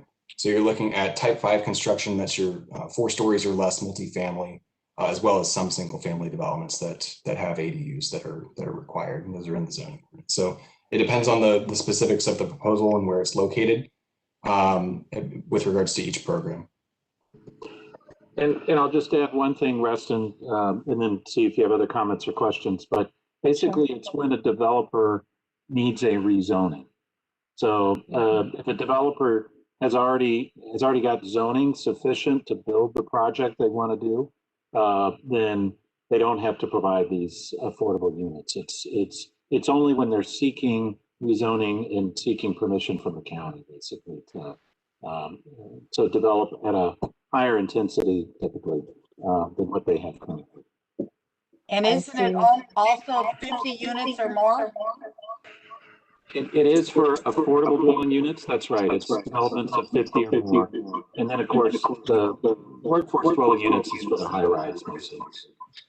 Yeah, and see, I feel like listening to that, right? Like I see how that can lend itself to, I think that was Commissioner Carter, but he's muted back up. Okay. So hearing that, right, like and understanding that a little bit better, I think that's exactly how we end up so one of my experiences growing up was as they did rezoning, right, like for schools and how that affected things, and going, having a long period of time where there was way less diversity in my school to a point where suddenly like we had far more diversity, which was awesome for me in my experience, but recognizing that that was a really hot topic as the rezoning was done and it shifted school attendance. But I imagine based on what you guys are saying in terms of density and where these housing units go, that it lends itself to certain areas of Reston likely having less diversity than others. And so that's one thing that's a bit concerning to me. And then secondly, a thought I have that probably seems a bit radical, but I'm wondering, like, why is it that we can't make a requirement for all developers, right? Like Reston is a space that people want to come to. It is a highly sought after space. It always has been, right? And we continue to evolve in ways that keep making us relevant in terms of development. And so I wonder why it is that we couldn't consider making that a requirement for all folks instead of just these. And again, that's because I probably don't understand the minutia, but I still feel like if we're going to be radical Reston, like why not consider alternative ways of ensuring that we have diversity in terms of economics. And then I also wonder about who these developers are and what the diversity inclusion looks like among developers even. Like, is there a certain percentage of development companies that come here that we have allotted where we want to make sure that it's, you know, representative of groups that aren't often represented in those spaces? Just a couple of thoughts that kind of came to mind as I was listening to the folks speak. Thank you very much, Reston. And some of the issues you raised, I think, could be worth exploring a little further with the equity and public health discussion. So, but thank you very much. I very much appreciate your comments on this, and some of those comments we need to hear. So appreciate that. Let's go to Bill Pinneman, and then we have Michelle and John Mooney, and then there's one person in the attendee section that has their hand up. But let's first go to Bill. Thank you, Walt. Really, I had taken my hand down, but since you called on me, one thought to consider down the road, not necessarily now, but to the extent Fairfax County is developing affordable housing, then perhaps some of the parking lots in the vicinity of the office buildings that are also underutilized, just outside the half mile, where there's no authorization for private construction and rezoning, but maybe there's some places there still close enough to the subway that anybody inclined could walk. It's not that far, but just a thought. Thank you very much, Bill. Perhaps, you know, I know one of the things that we plan on getting to in the task force is the use of some of those older office parks and possible redevelopment options and under what conditions. So, Bill, hold that thought. Thank you very much for flagging that. Michelle is next, then John Mooney, and then we have John Farrell as an attendee, has his hand up. But Michelle, go ahead. Yeah, so I had two questions of staff, actually. The first one, the immediate one to follow up with Reston's point, is there any way, you know, there were some of the new properties in the TSA listed by name, but I think it would be helpful for our purposes to really see a map of where the units are, so we can have that bigger picture of where some of the diversity is. And so I'm wondering if staff can't help us with that and to really break down for us.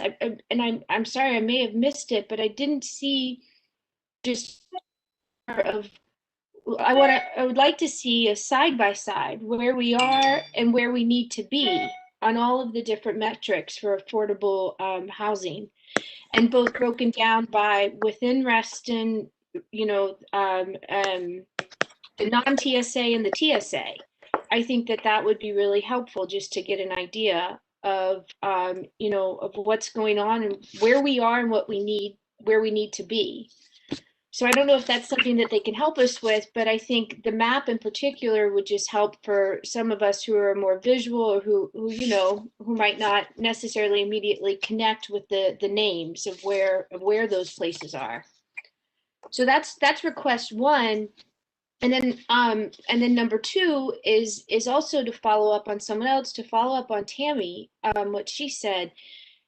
I'd actually like to pose a question though. We know many of these units that were, you know, are currently ADUs or WDUs will eventually, you know, that's just a short-term commitment. So what is the county's plan to handle that in 30 years? I mean, we're dealing right now with a housing, you know, problem. So what is the strategy for how you handle it when all of these commitments are no longer there? So that's a question that I can answer. In the Preservation Task Force recommendations, that is specifically addressed. We do have a recommendation to look into the creation of some sort of fund to incentivize developers to increase the affordability period and to start looking at being able to do that for each property within 10 years of the expiring affordability covenants. So that is something that we've started thinking about with the recommendations. And Michelle, to your question about the map, we can get you a map showing the location. It's no problem. Great, that would be great. And so, okay, so it be continuing to subsidize through funds going to the developers. Is that what you're saying? So the mechanism increasing them. So it hasn't quite been determined how it would happen, but there's a recommendation to figure out a funding source and a way to incentivize either through, as you just said, sort of creating almost like a subsidy or there may be other measures that could be used to incentivize developers to, or actually at that point, the owners to increase the affordability beyond what their current covenants are. So it's not determined, but it's a recommendation to the board to consider how we might do just what you're asking. Do you have for Reston, do you have that timeline of when these units would be going, what the commitments would be up? Is that something we could have too? So we could just see, so we would know like, okay, well, all right, we've got this great plan, but then okay, this building's units, that number might drop if they don't go along with the funding program or if the funding program doesn't move forward. Hey Michelle, this is Abdi with Department of Housing Community Development. I think we could get you that. A majority of the units that we showed in our slide in Reston have been delivered by on the rental side by the Workforce Dwelling Unit Program, and that's a 50-year clock, 50. And a majority of those units have been started delivered around 2013. But we could definitely follow up with you in what we showed as far as what's in Reston and what the associated control period is and when that would expire.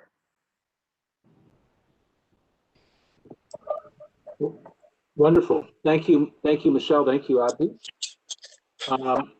We have. Oh, did you have other? Could Abby send it out to everybody? Yes, I believe so. Or maybe to Jose, and then. Yep, I'll send out all the information when I get it through the listserv. Yes, we'll work with the supervisor's office and provide that to your Thank office you, Abby. Distribute it. Thank you. Thank you. Okay, wonderful. So then we have our last panelist question, task force member question, John Mooney, or comment. And then we do have one attendee who's got his hand up, and we'll call on him and then close out for the evening. So John Mooney. Thank you, Walter.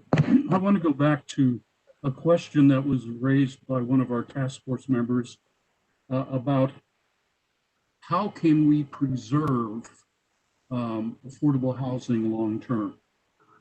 And I want to offer a hypothesis born from personal experience, and at the end ask Fairfax County affordable housing staff whether they see this also as one of the major contributing factors. So the hypothesis is that one of the biggest factors that makes long-term preservation of affordable housing possible is the inability of heavily urbanized or urbanizing communities to have any long-term control over spiraling land values. And I want to illustrate it by an actual case that I was the frustrated participant in, and then also an economic study. So I was assistant county manager in Arlington County in the mid-90s, and we had a large area called Arna Valley. Some of you may remember it. I just looked it up. earlier today. There were 66 garden apartment units, which was home to about 2,000 people. Many of them, all of them pretty poor, many of them Hispanics. And the owner of that, who had not taken care of the property, said he was going to scrape it and build middle, some moderate, but mostly upper level apartments in Arna Valley. And we negotiated and negotiated and failed to destroy it. We got a few affordable units, very few.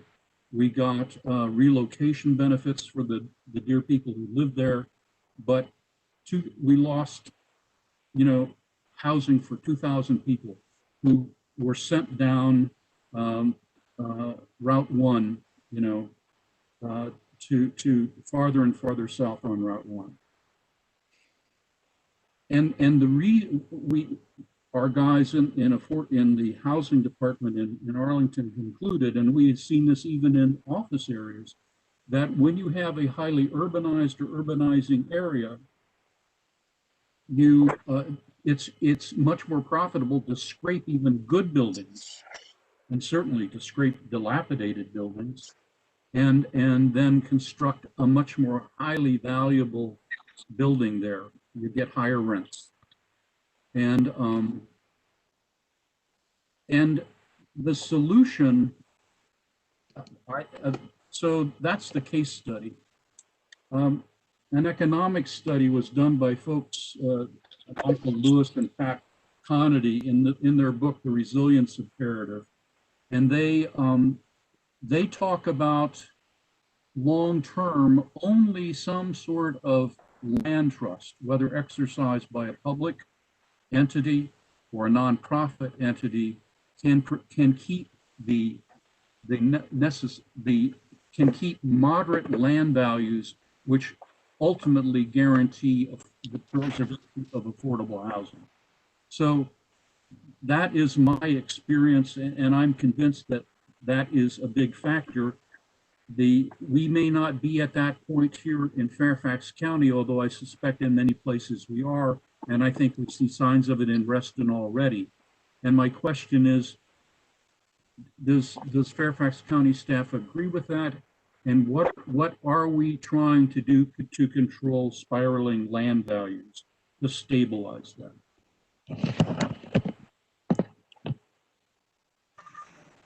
So thank you for that. You raised a lot of excellent points right there. So I will say, I'll bring it back to the Preservation Task Force and just mention that what you're talking about in Arna Valley could have happened where the property was demolished and that developer could have been required to put 1,000, or I think it was 2,000 households, units of housing affordability on another site in exchange for the ability to demolish and rebuild it.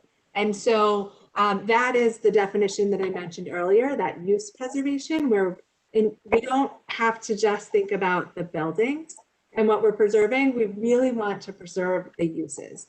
And so the Preservation Task Force recommendations that we put forward said that we want to preserve the affordability of all of the market affordable units and all of the committed affordable units that we have currently today. And so that use preservation will be a really important factor of that. And this is something that's going to be in the comp plan amendment. If that gets authorized, that would be addressed as part of that as well. Your points about land trusts are noted. I don't personally know much about it, but I know that that is something that there are a lot of studies happening about them now, and perhaps it's something that we could look into as well. But you definitely raise excellent points about land costs increasing and what can be done to preserve our affordable housing for the long term, and work against those market forces that would make it much more challenging to do that. Right. By the way, the two authors' study points out that in many urbanized areas, land cost constitutes 50% of the development cost. Mm-hmm. And I'm sorry, I didn't, you said resilience. What was the second word of the title? It's the resilience imperative. The authors are Lewis and Conaty, C-O-N-A-T-Y. Thank you. All right. Anyone else want to comment on or respond to anything John said? Okay. John, thank you very much. Appreciate your thoughtful comments, and Judith as well. We're at 9 o'clock, but we have one attendee who has stuck it out and has his hand up. Mr. Farrell, go right ahead. Good evening, Supervisor. Can you hear me? Yes. Good. There were a couple of years ago, I don't know, Walter, if you were there was a forum on affordable housing over at the Reston Community Center, and an author made a presentation about redlining and all those things. And Fred Selden was there, and I asked him, what percentage of Fairfax County is zoned 1 acre or more? And it was 80%. And so one of the answers to Burton G's question earlier tonight is, if we take a county like Fairfax and say 80% of it is going to require 1 acre minimum lot size or more, the remaining affordable housing, the remaining multifamily housing is going to get bid up because we're creating an extraordinarily scarce resource. Now, Reston has 3.75% of the land area of Fairfax County. And if I do the numbers right tonight, and somebody can check my math, we provide 9% of the ADUs and WPUs. So we're doing twice our share based on land area. And if you throw in Stonegate and Sycamores, which are also affordable housing opportunities, we're doing far more than that. And that's a point of pride for me, because I think that's consistent with the original principles. But I really have to ask the question of the folks who are advocating for affordable housing like me is, when do Oakton kick in? When does Great Falls kick in? When does Clifton kick in McLean? And one of the things we're seeing, and it's really radical, is across the country, Burton, that you're seeing jurisdictions saying that having large areas of your jurisdiction zoned exclusively for single-family detached housing creates artificial scarcity that results in land being bid up to the point that only very, very rich people can afford to be in your multifamily housing. And so in answer to Burton's question, it's the supply, the supply, the supply. If you constrain multifamily housing, as we have in Fairfax County, and then you ask Reston to provide a disproportionate share of that housing, you're going to create your own wake. And I really think that this task force needs to at least say and proclaim to the rest of the county, hey guys, we're doing our share and we're proud of doing our share, but the rest of the county's got to pick up their slack and do their share too. All right, thank you, John. Any other comments, questions, issues associated either with John's comment or anything else that folks have heard tonight? I would like to say something. This is Tammy. Tammy, go right ahead. Yeah, I mean, seriously, we do more than our proportional share because we want to do that. But let's take that willingness to the bank. And Reston and I, we want to be radical and we want to demand more of our developers. And I think we go with John Carter's thing is make developers earn anything they get from here on out. Hey, that sounds like a plan to me. And thank you, John Farrell. All right. Well, Tammy, you're getting the last word, at least for this evening. So thank you, Tammy. Thank you, task force members. Thank you, staff. Very good presentation, good discussion tonight.